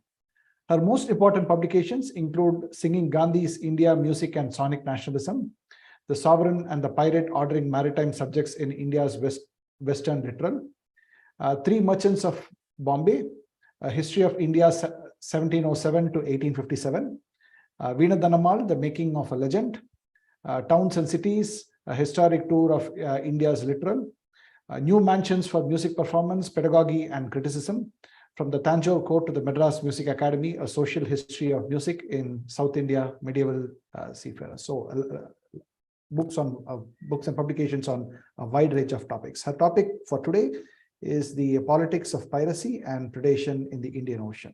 We now welcome Dr. Subramanian. Good evening, and I'd like to start off by thanking the Tamil Heritage Trust Chennai for having given me the opportunity to speak about matters relating to the sea.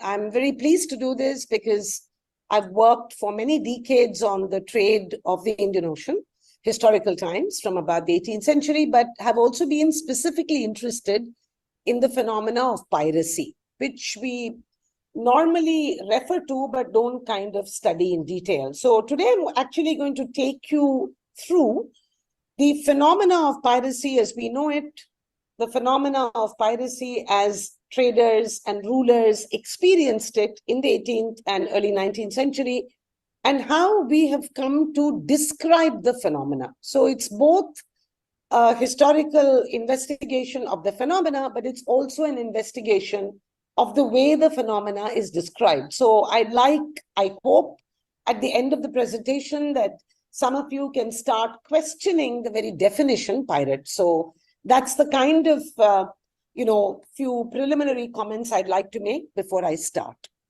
Now, let me first begin with a simple question on why piracy. Why do we study piracy? Why is it that piracy is often studied?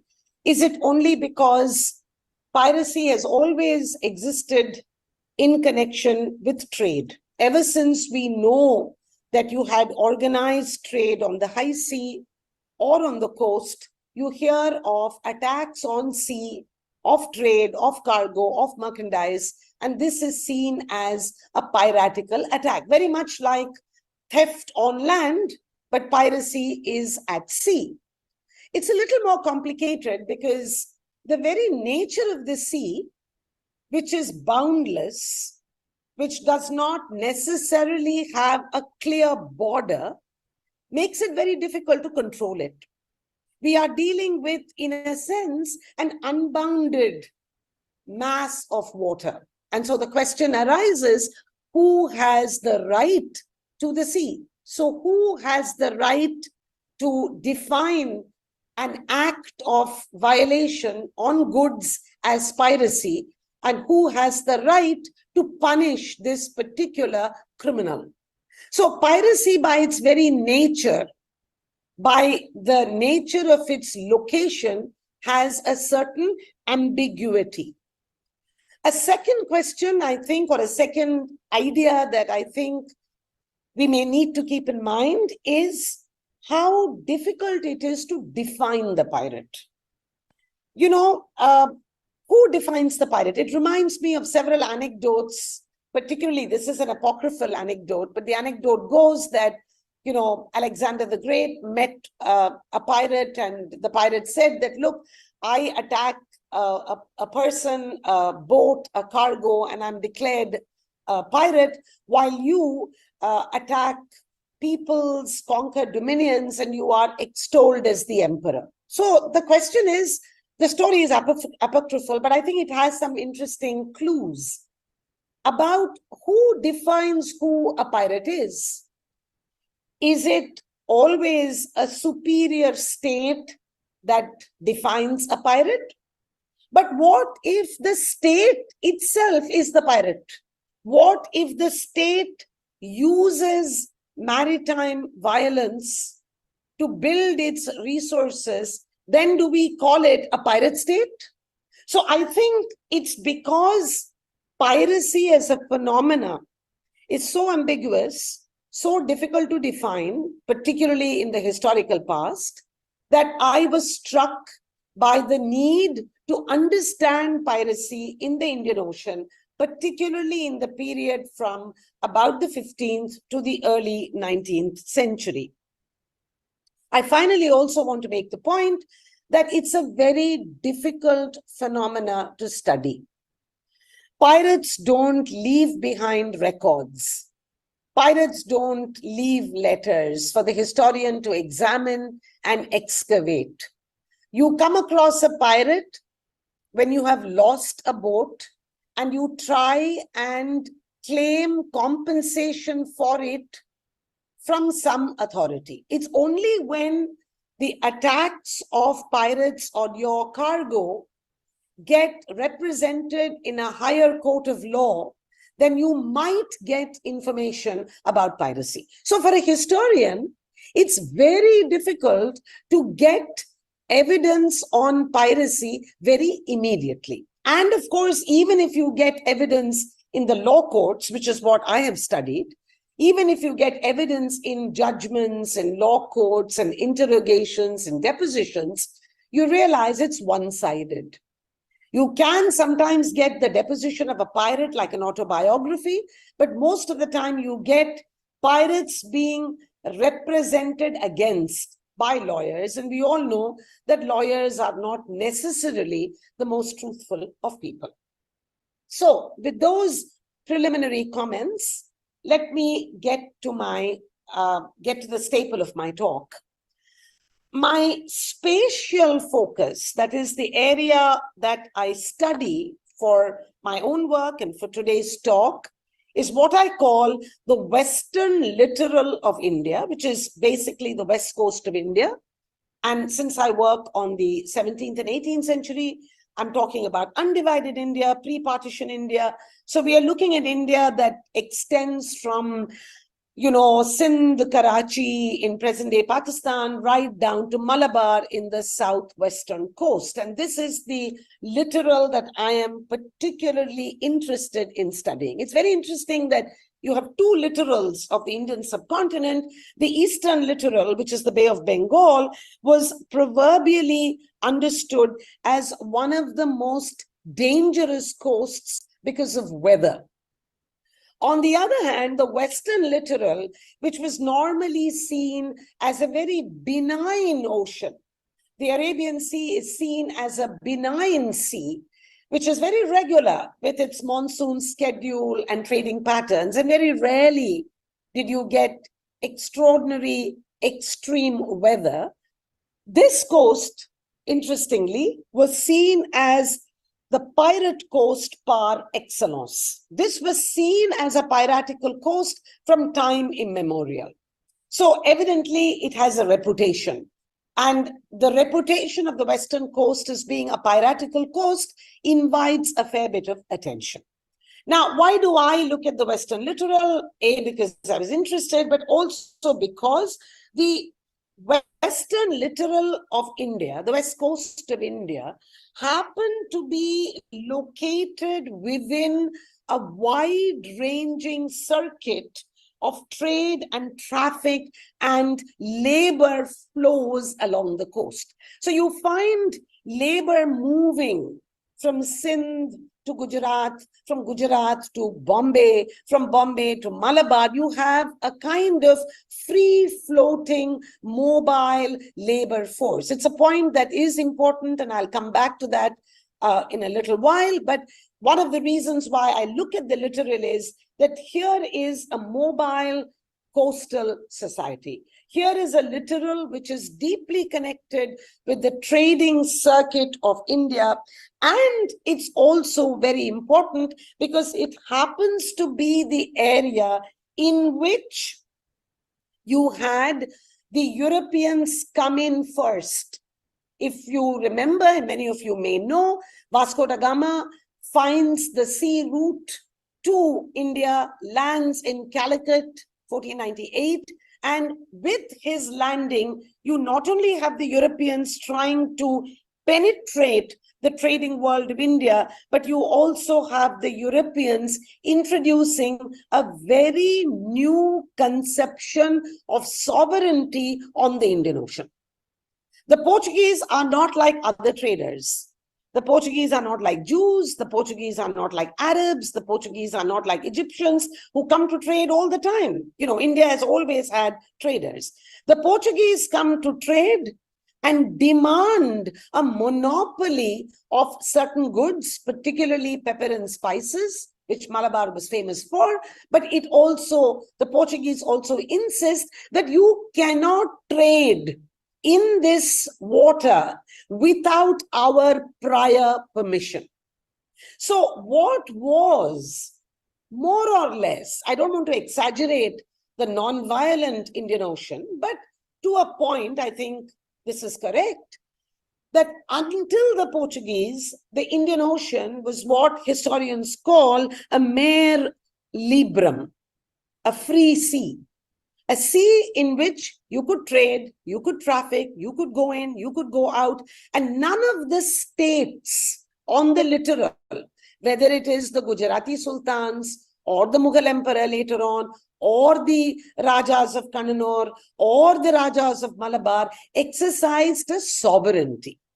They were primarily rulers who were interested in a certain degree of control over what we would now call territorial waters. So the question of the Zamorin of Calicut or the Sultan of Gujarat forbidding people to trade except under their flag was absolutely out of the question. Into this universe comes the Portuguese, and it creates a very massive dislocation. Now, I don't want to, at this stage, make the point that because the Portuguese come in, there is maritime dislocation, you have piracy. I'm not saying that. Piracy, as I said, has always existed in the case of the ocean and the coast, in the case of trade. Now, it's also a fact that in India, most of the piracy that we encounter in the historical period is not a high sea piracy. It all hugs the coast. You have pirates of Okamandal, pirates of Dwarka, pirates of Kannanur, pirates of the Angriyas of Kolaba. It's very coastal. It hugs the coast and tends to attack trade that is along the coast. So this is an important point of distinction. So the point I'm trying to make here is that once you have the Portuguese come in, and once you have the Portuguese introduce a very new framework of sovereignty, there is a great deal of dislocation and a complete change in the way the sea is understood, and a change in the way rulers on land look at the sea. So this is very important for the argument that I will make over time. Now, very quickly, I want to alert you to the fact that the coast that I am looking at, which is the west coast of India, the western littoral, is divided into two segments. Now, this is an arbitrary division. I am not dividing it on the basis of language. I'm not dividing it on the basis of demographic. I'm actually using the official categorization of the coast that the British employed, because my work and my story is anchored within the British period. I am going to be looking at the British characterization of this western coast as the southward and the northward. The northward segment is what we know adjacent to the coasts of Sindh, Kutch, Kathiawar, and South Gujarat, while the southward roughly begins from about Bombay, colonial Bombay, down to the Konkan, which would be Goa under the Portuguese, and then further south of Goa to the Kanara coast, and then right up to the Malabar coast, which is the southwestern coast of India. Now, both these segments are important, and both these have a certain cohesiveness of their own. So the northward segment has a particular unity, the southward segment has a particular unity, but both of them are distinguished by very distinct geographical features. Remember that if you think about the coast, this is a coast which is dotted. You've got multiple ports. It's dotted with very fast flowing rivers. It's dotted with creeks. It's dotted with several inlets, the Great Run of Kutch being a big inlet. So you have inlets and creeks and coastal villages that are important.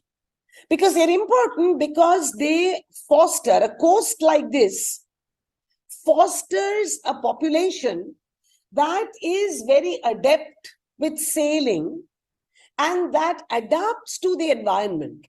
So you have these riverine coastal communities along the coast, whether it's the Maplas or the Vadelas or the Kolis, you have communities who are seafaring, seaworthy, know their boats, and they are able to adapt their riverine technology with the environment. So much so that big ships, so when you have the English East India Company trying to control piracy with their big ships, they find the environment a big stumbling block. So I think this is a very important point for us to keep in mind. So these distinct geographical features, i.e. creeks, inlets, and coastal villages, made for a very robust maritime population, and the population was obviously had certain linkages with coastal villages, which they could often use as centers of asylum, centers of refuge, where they could hide themselves during a campaign, where they could mobilize some kind of support when they went on expeditions. So I think this geography of the coast is something which is very important to keep in mind. Having said that, let me now look or try to give you a sense of the historical experience of the coast and how this historical experience also produced a particular definition of the Indian pirate. I shouldn't use the word Indian pirate because you don't find the term Indian pirate. You find the term Angriya, Malabari, Nakwa, Koli. So you have generic terms, but these men, these pirates, mostly men, are described in a particular way, and that very description is related to the nature of the historical experience that the coast underwent. So basically, then, to make it simple, I am asking the question, what leads people to predate? What leads somebody to become a pirate? What leads a navigator, somebody who navigates ships like a pilot, somebody who knows the sea very well, who has managed to keep his livelihood under some circumstances? What pushes him to piracy? What pushes him to adopt an act that is, quote unquote, illegal? So what pushes people to piracy? Obviously, it's not pathological. We are not talking about tribes of pirates, born pirates and die pirates. We are talking about a social phenomena. So how is the pirate produced economically? How is the pirate produced socially? How is the pirate produced discursively? What defines a pirate? So to understand that, I'm going to take you through three important moments in the political history of the Western littoral, and then introduce to you two categories that we have to keep in mind, namely the pirate and another term, privateer, who could be a pirate as far as attacking ships were concerned, but who worked for another boss, who worked for another ruler. So do we conflate pirate and privateer? Do we say all pirates are privateers? Do we say all privateers are pirates? What do we say? I mean, if I were to tell you that the English East India, the English crown, Queen Elizabeth, used pirates like Drake and Walter Raleigh, who are great heroes in the history of Britain, she used these privateers to win her wars against Spain. Do we see them as pirate, or do we see them as servants working for the crown? So it's a similar question that I want to ask of the Indian Ocean. Can we look at Indian pirates as privateers? Can we look at Indian pirates as victims of circumstance? Can we look at Indian pirates being constructed through a British understanding of society? So these are some of the questions that I want to ask, and I do this by looking at three moments in the history of the West Coast. The first moment, as far as I am concerned, is of course the coming of the Portuguese. Now, many of you may know that the Portuguese come to India at the very end of the 15th century, tried to gain a monopoly of the carrying trade of spice and pepper from Malabar, and in order to do so, are also involved in setting up what is known as the Kafila Kartaz Armada system. Very simply put, it means that the Portuguese now said that they had the sovereignty of the Indian Ocean. Their passes, their protection had to be taken by all traders if they were to trade. So basically, all Asian traders would have to pay protection money to the Portuguese in order to trade. And in return for this protection money, the Portuguese promised to protect them against piracy. So look at the irony of the situation. The Portuguese come to a free ocean. The Portuguese deny the right to free trade of all other traders. They now demand that you accept our protection, and on the high seas, we will give you protection against piracy. Something which was there, but was not so rampant before the 17th century. So this is an interesting twist to to the tail. Now, this protection given and the passes, the protection was given through the means of the kartas. The kartas is a pass. It's a trading permit that you take. And with the trading permit, you get protection if you are going up in the high seas. But the protection also imposes an obligation on the trader to visit every Portuguese custom house in the Indian Ocean. So from the point of view of the trader, this is a costly proposition. See, I pay for your protection, fair, so far so good.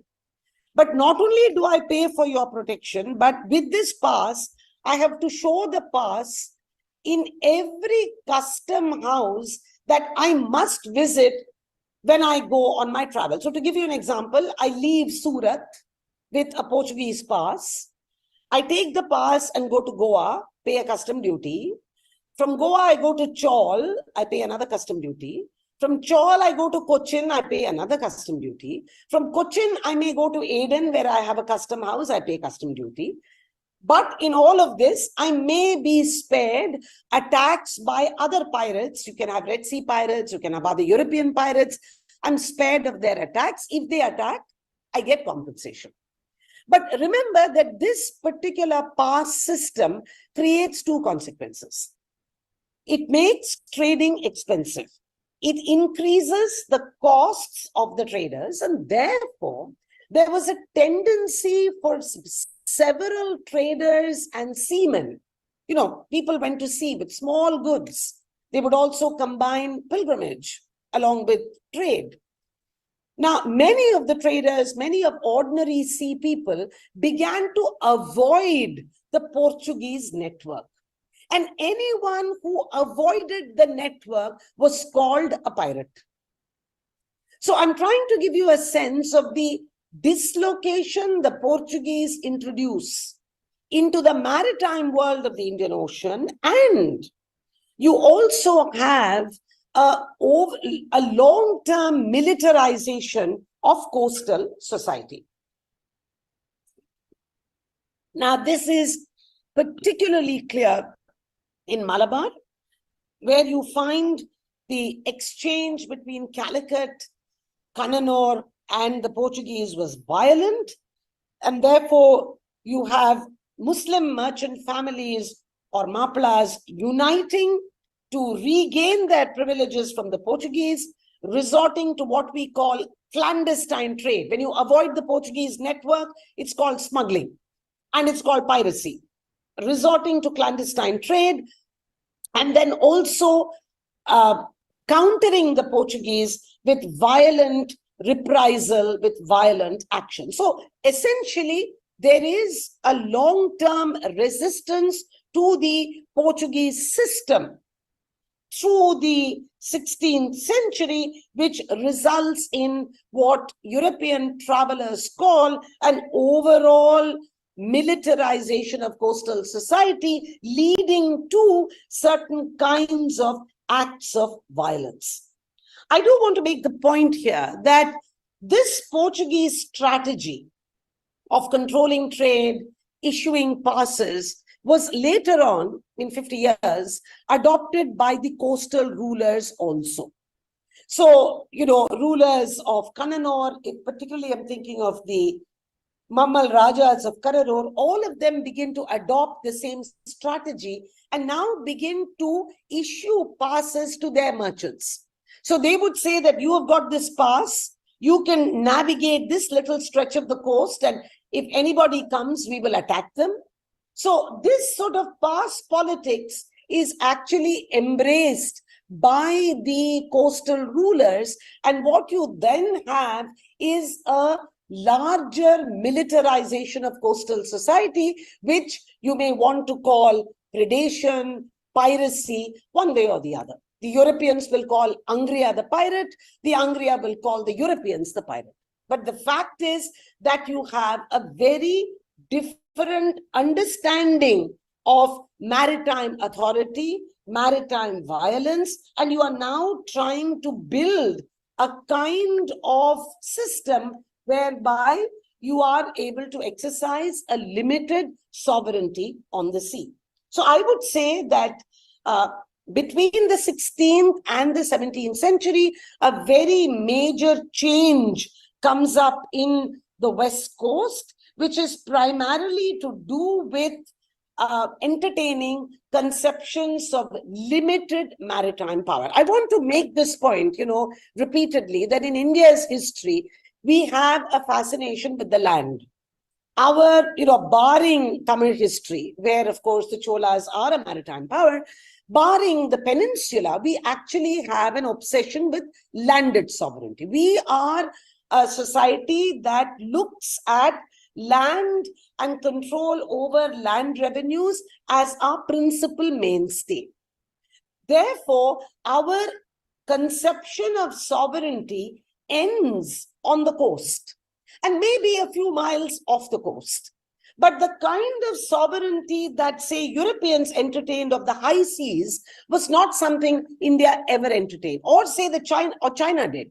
We did not have that imagination. But now I will say that from the 16th century, there is a definite shift in the ways in which coastal rulers along the West Coast, I'm thinking of the Marathas, the Angryas, the Savantwadis, the Kudals of Savantwadi, the powers of Malabar, and further up that I will talk about, all of them now begin to conceive of power and sovereignty over a limited stretch of the sea. So this is something which I think is very important. I'm not saying that they are suddenly going to become naval powers, but I'm simply going to say that there is the beginning of a maritime interest. There is the beginning of a maritime program which talks about the right to customs, the right to territorial waters, the right to shipwreck. So if there is a shipwreck off my coast, it comes to me. And there is also, very interestingly, the beginnings of an attempt at creating some kind of a navy. So there is the beginning of a naval force, whether it is to do with Shivaji or whether it is to do with the Kudals of Savantwadi. There is at least, or with the Mughals, who have a very small navy. They're very limited. They're not as comprehensive as European navies, but at least there is the beginning of an attempt to think about sea power, and also the beginnings of an attempt to ask coastal chieftains to act as privateers. So you have coastal bosses, coastal society, coastal chieftains like the Kudal or like Kanhoji Angriya, who are invited by the Marathas to claim sovereignty over the Janjira coast and confront the English, the Europeans, whoever comes. So here you have an interesting situation where the Maratha state is beginning to think about employing maritime violence as a means of accumulating resources. And so Kanhoji Angriya becomes what we call a privateer. He fights the company for his boss. For fighting the company, he is now saying that you have no right to enter this stretch. If you enter this stretch, you pay me custom duties. But you find that a man like Kanhoji is dismissed as a pirate. If you look at company documentation, you will always look at Kanhoji Angriya as the pirate. And the pirate has to be defeated. The pirate is unlawful. The pirate is an enemy of mankind. A pirate cannot be allowed to, claim authority over this. And therefore, you find a tendency to label certain forms of political activity as piracy. This is very, very critical. I'm not here trying to make a pitch for Kanhoji is a great hero. We have lots of that. We've got marvelous creative fiction. Malgaonkar has a brilliant book on Kanhoji Angriya. My case is not to make Kanhoji the hero privateer. My case is simply to say that we have to be very careful the way in which the label of piracy is employed by a particular state at a given time. This is important. So with Kanhoji, evidently there is a conception of limited sovereignty over the coast and over the sea. He wanted his sphere of influence, and he did not want anybody else to interfere in that sphere of influence. He also was very clear that if you embraced his pass, his kartas, he would give you protection against any other attacker. The attacker could be European, who for Kanhoji is a pirate. The attacker could be some other pirate, but he would give you protection.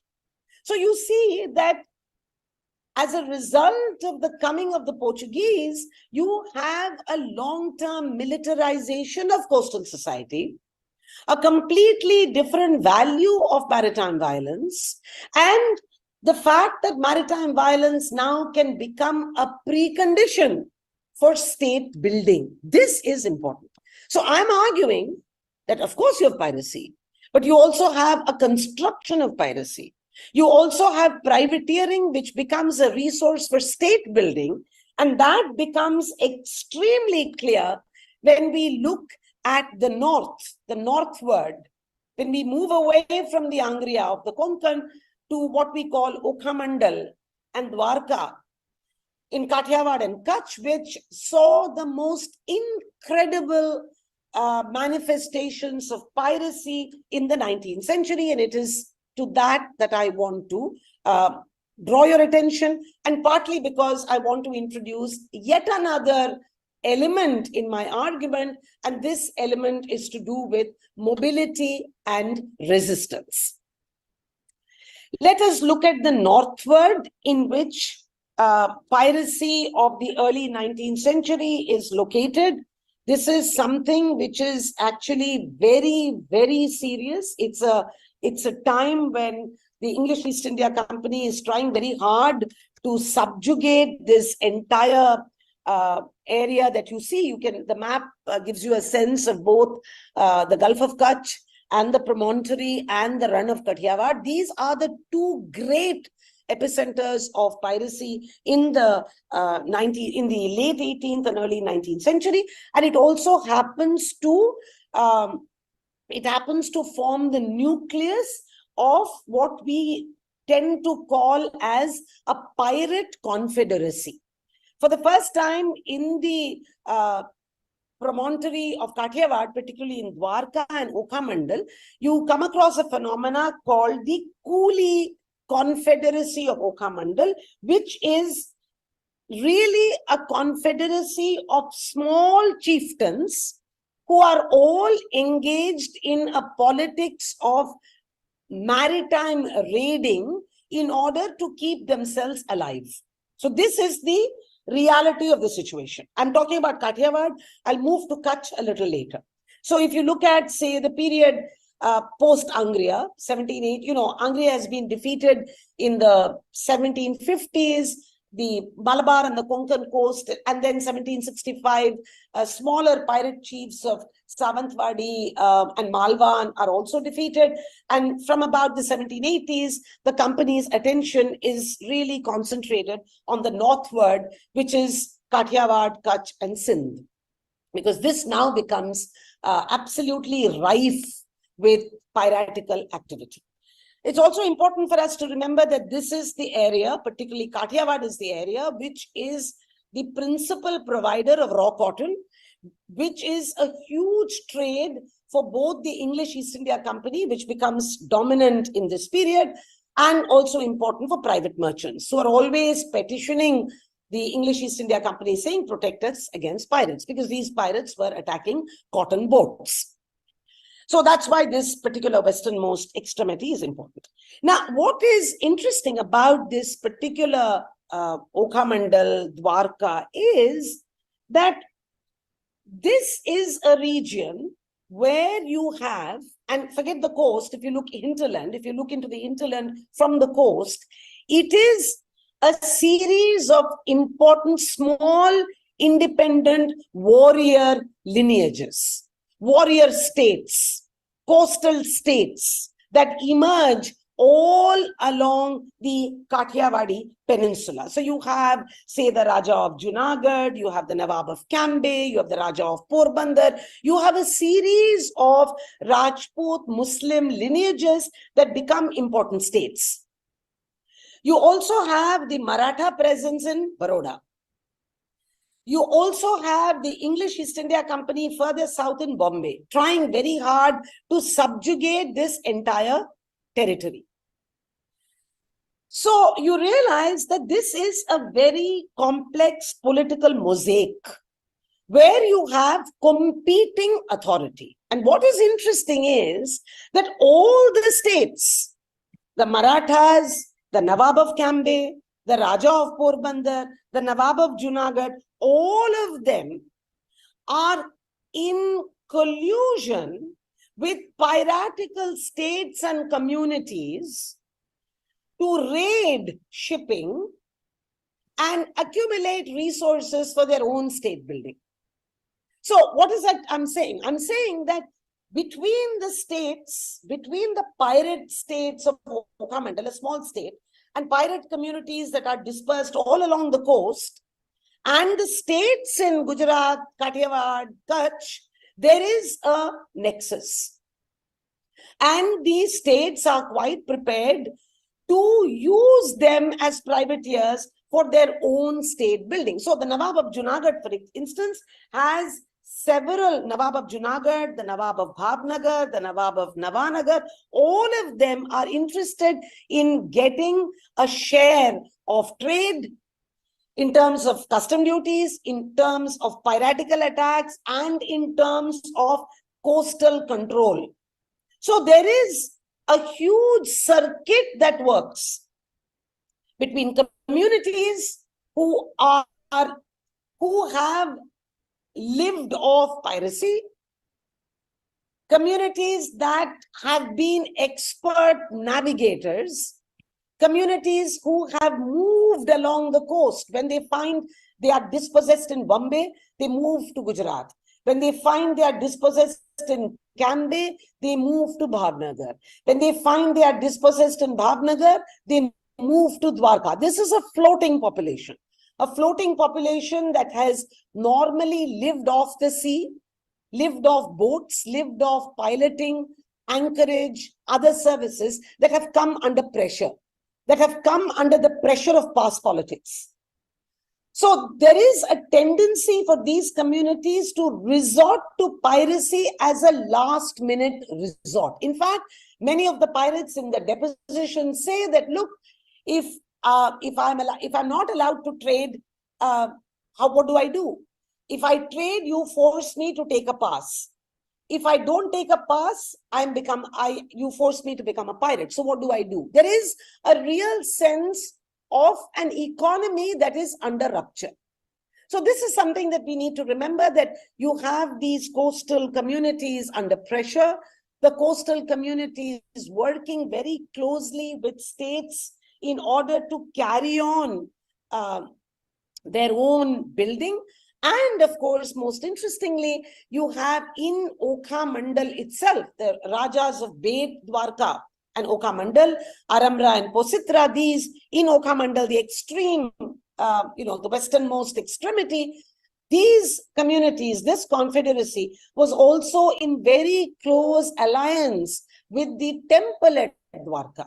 So the temple at Dwarka would accept 1/10 of the proceeds of whatever was gained from these attacks, and that went into the temple. So we are here talking about a very different moral economy in which pirates lived, performed, exacted, and subsisted.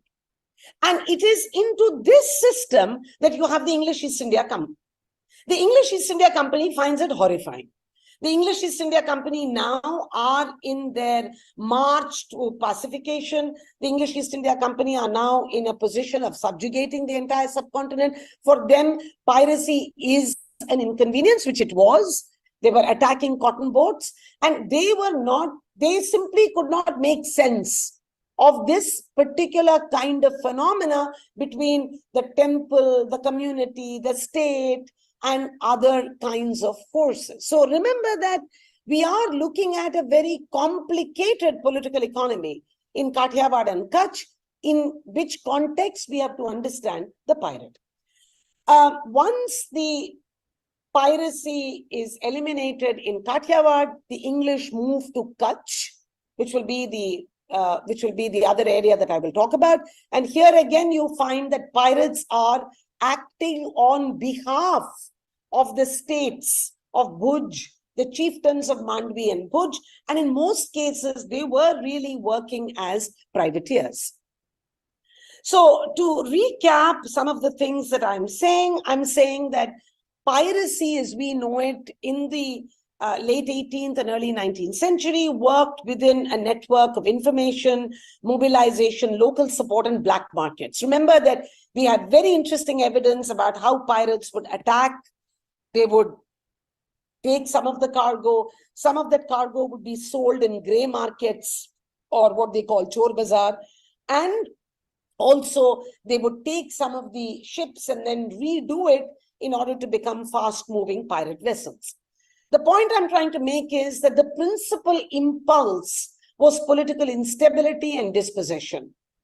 And the other was the encouragement given by local states that needed piracy as a resource for their own state building. I also want to make the point that the violence of the Europeans, particularly of the English East India Company in the mid-18th century, became the deciding factor. And you have a rampant expansion and finally a complete elimination of piracy by 1818. So you have political networks. So if you look at Okha Mandal, you have the Okha Mandal, which is the Dwarka temple, Bhavnagar, Junagadh circuit. For Kutch, you have the Mandvi, Kotisir, Lakpat circuit. Both these circuits work through markets. You have Mandvi and Bombay, in which you sell confiscated goods. It's very interesting. If you look at the reports of the Bombay market, you realize that so much has come out of clandestine trade, so much has come from a piratical attack and not legitimate trade. So that's the way you excavate piracy. Then you have labor recruitment. Very interesting, because you find that pirates have a network. Pirates don't always function. You don't have a lone pirate. You need at least a crew of 4 or 5. Now you find that these men have a caste group, a community group, a kinship group, and they recruit from various places, Bombay, Junagadh, Mandvi. And the reason I say this is, therefore, we have to understand piracy not just as a phenomenon to be looked at with either great admiration, you know, the brave pirate, the valiant pirate, or with horror, but to look at it as a socio-economic phenomena embedded within a very clear political economy and a moral network. By 1802, the English East India Company embarked on a campaign against the pirates of the North. As I just said, this was in response to severe complaints of traders. By 1802, we have very interesting surveys and ethnographic reports from the company's naval officers. And the surveys are interesting. The surveys talk about the networks of pirates with the temple, and they're always saying that pirates enjoy religious sanction, which is an exaggeration. I think we've got to understand it differently. And this is why it's so important to read the archive carefully. So if you read the English documentation, it would say that they enjoy religious sanction and therefore religion sanctions piracy. It's not that. We have to understand that pirates were seen as a resource in state building, and the states that built their resources were in connections with temples that gave them some kind of legitimacy. So piracy was not understood the way piracy was understood from the vantage point of the company. The most important thing for us to understand is that when you have this offensive against the company, against the pirates by the company, you have a series of depositions of pirates that I was fortunate to come across in the archive. Now, these depositions were extremely useful because they gave me a sense of the pirate's voice. They gave me a sense of the world in which they had lived in. a sense that they had been marginalized, a sense they were dispossessed, a sense that they, for 5 generations, were very good pilots, were very good steersmen, were excellent navigators. But in the last generation, they were dispossessed and they had to take on this kind of profession. And those depositions are very useful to countering the rhetoric of the company that we have on piracy. So what we find in these depositions is it is part of a world of violence, a world of commerce, a world of warfare that continuously sought legitimacy in a structure of rights. And this is something that we need to keep in mind. So I hope that by this time you would sort of appreciate the interest I have in developing a new framework for understanding piracy. I want to question assumptions about piracy as only unlawful. I'm not saying for a minute it is lawful activity, but I am not interested in simply looking at the definition of Indian piracy as something that is imposed on a community by a state that itself resorts to violence. So I am in fact questioning the very assumption about who is the pirate, who defines piracy. So I'm hope that this little excursus gives you the problems of definition and why we need to seek an explanation for piracy when it recurs. We have to ask the question, was piracy episodic? Did it happen sometimes, as it did, all through history, all through the history of Indian ocean trade? Or was it structural? Is it built into the structure of society?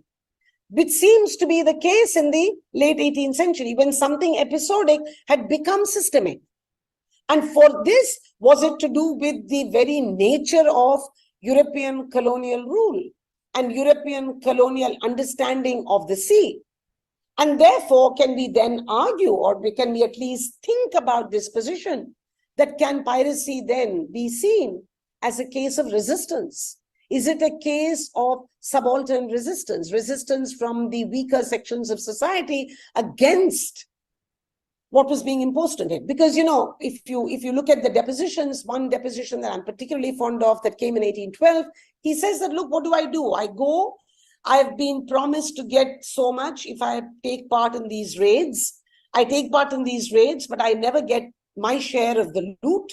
My share of the loot goes to the king, to the Raja of Mandvi, and I get only blame, and then I'm tried in a court.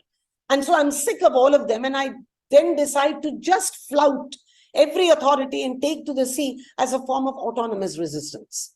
Now, I'm not saying that this resistance goes a far way. All of them get defeated, eliminated, marginalized, and made into docile subjects. That's a different story.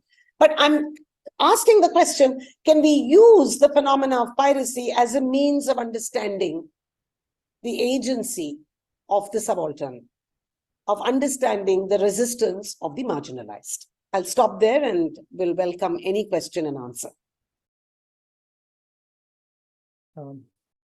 Thank you, Dr. Lakshmi Subramanian. Just give me a minute. I will. Yeah. You can. Yeah. Yes. So let me just pick up quickly 2 or 3 questions.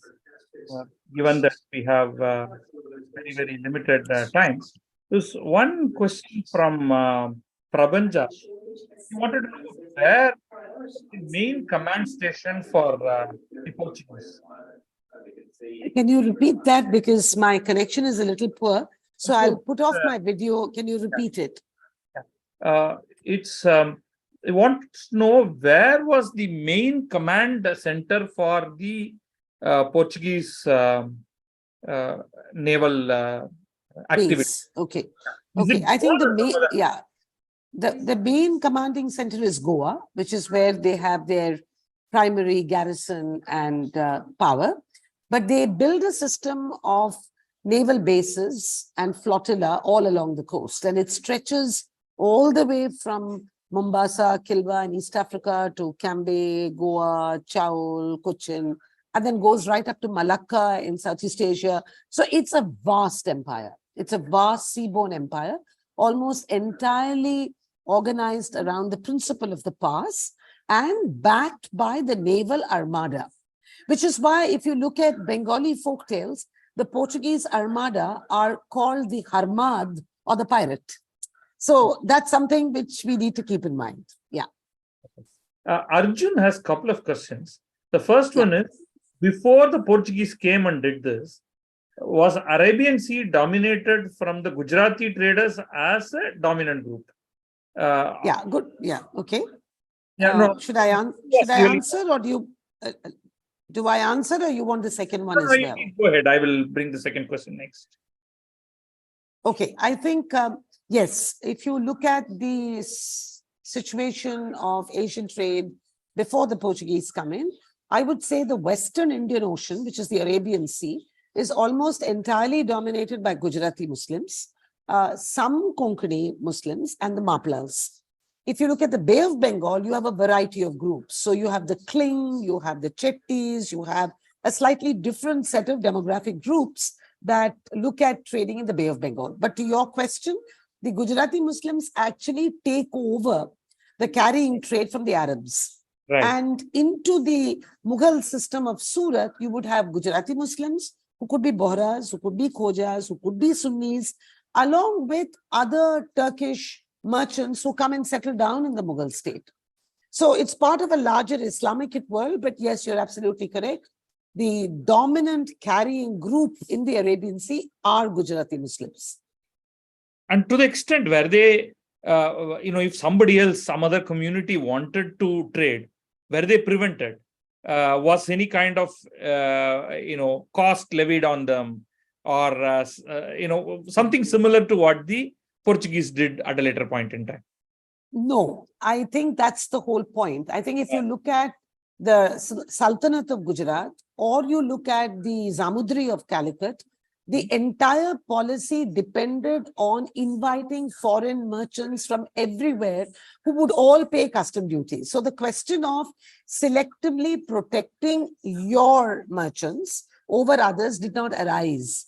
It's only when the Portuguese come and say that, look, eliminate certain merchants from your court, which is why you have the big, the big conflict that happens with the Zamudri is when the Portuguese Gama says, expel all the Arab merchants from your court. And he says, no, I won't. So I think no. The simple answer to the question is no. Now, having said that, I don't want to romanticize the benign, peace-loving, pacific Indian ruler versus the aggressive Portuguese. I don't want to overstate that. I think there is a degree of, aspiration about controlling trade. Any control of trade would require coercion, would require a certain degree of, if not explicit naval violence, a certain degree of coercion. But if you actually look at it from a very broad vantage point of view, there is no comparison of any Indian state's approach to the sea and to protection of trade to what the Portuguese do. For us, the sea is an open sea. It is not a closed sea. Okay. Okay. And another question is more on the, the way the ships, carry out their voyage. Did they have to, did they go as the crow flies, or did they have to hug the coast from India to east coast of Africa, all along the coast? Well, great question. As far as my guys are concerned, the guys who are busy attacking cotton boats, they are all virtually attackers of coastal trade. So the kind of piracy that I'm looking at is really based on coastal shipping all along the littoral. But sure, Indian ships did cross the high sea. So they did not hug the coast to go to Africa. They knew the crossing of the great Indian Ocean. And in fact, Gama himself is helped by a Gujarati pilot navigator to take the route from the Cape to Calicut.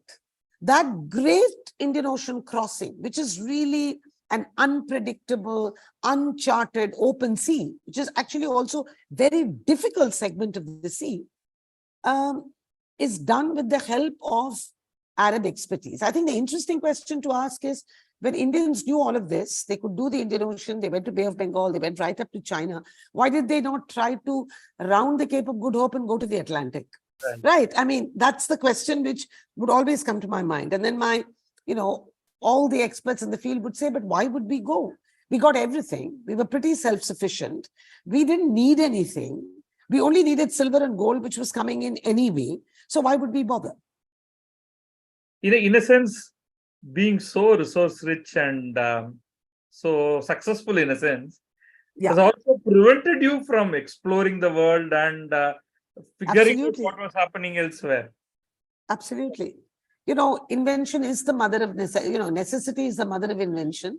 Right. If you are short on resources, you will try and compensate by technology. If you are rich in resources, including cheap labor, why would you bother? I think that is, in a very crude nutshell, the story of India. So if you were to ask me, why does India not industrialize early? It's because we had very, very cheap labor. We could produce at really competitive prices, so we didn't bother. Right. I mean, I don't want to caricature this, because I think there are very important innovations that happen over time. But if I were to come up with a kind of broad sort of... You are absolutely right. I mean, there was no major need for fertilizer-driven massive agriculture production. There was no need for a steam engine-driven massive textile production. These are two most crucial industries, which we were producing plenty and in outstanding class that no mill cloth can even would do. Exactly. So, yeah, I understand. But then suddenly one day, drastically a foreign power comes and enforces, controls.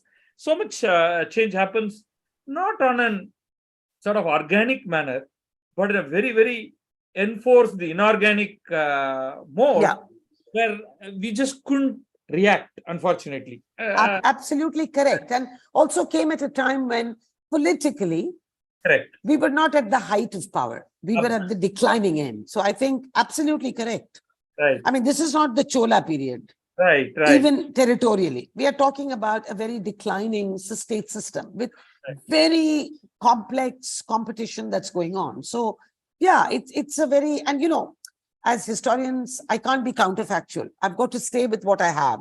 Right. So the what if question I can't ask. True. Now, just one final question.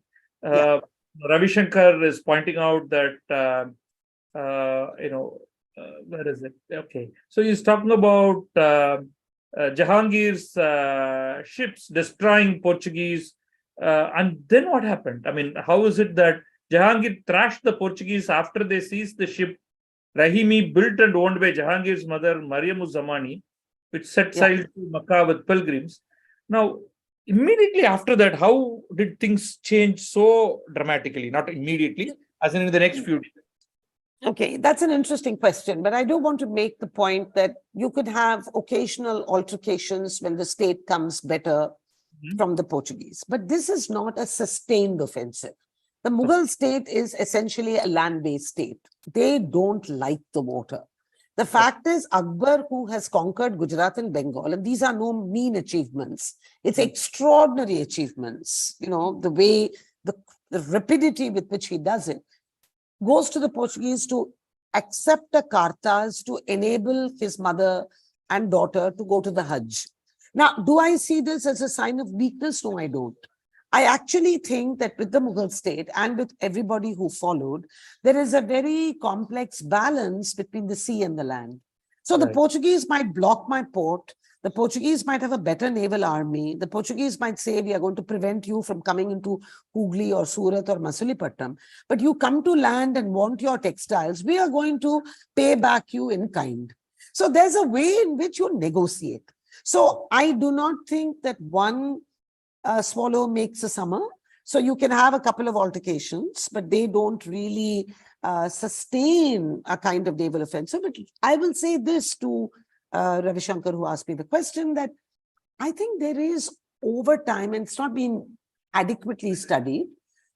Over time, there is a subtle shift in the appreciation of the power over the sea. So in the 17th century, you have the Mughal emperor building a small navy and putting it under the control of the Siddhis, who are a naval coastal power. So I think there is a shift, but it's not scaled up. You know, when we study, we have to think in terms of scale, right? We can't think in terms of just episodic interventions. So I think to that extent, I'll say that it's really not a sustained scaling up. I guess the same thing happened in South also, right? The Cholas had a navy. Pandyas didn't really follow it up once the Chola empire is destroyed.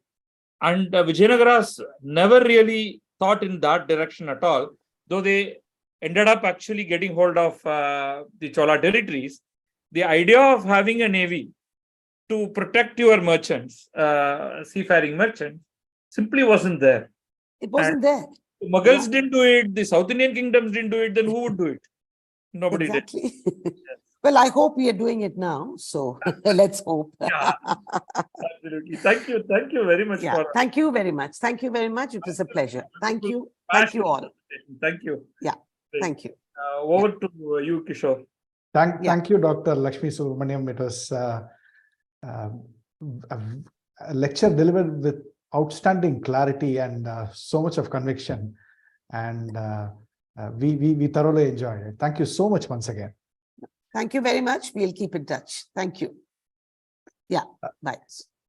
So with that, we are reaching the end of this Indology Festival.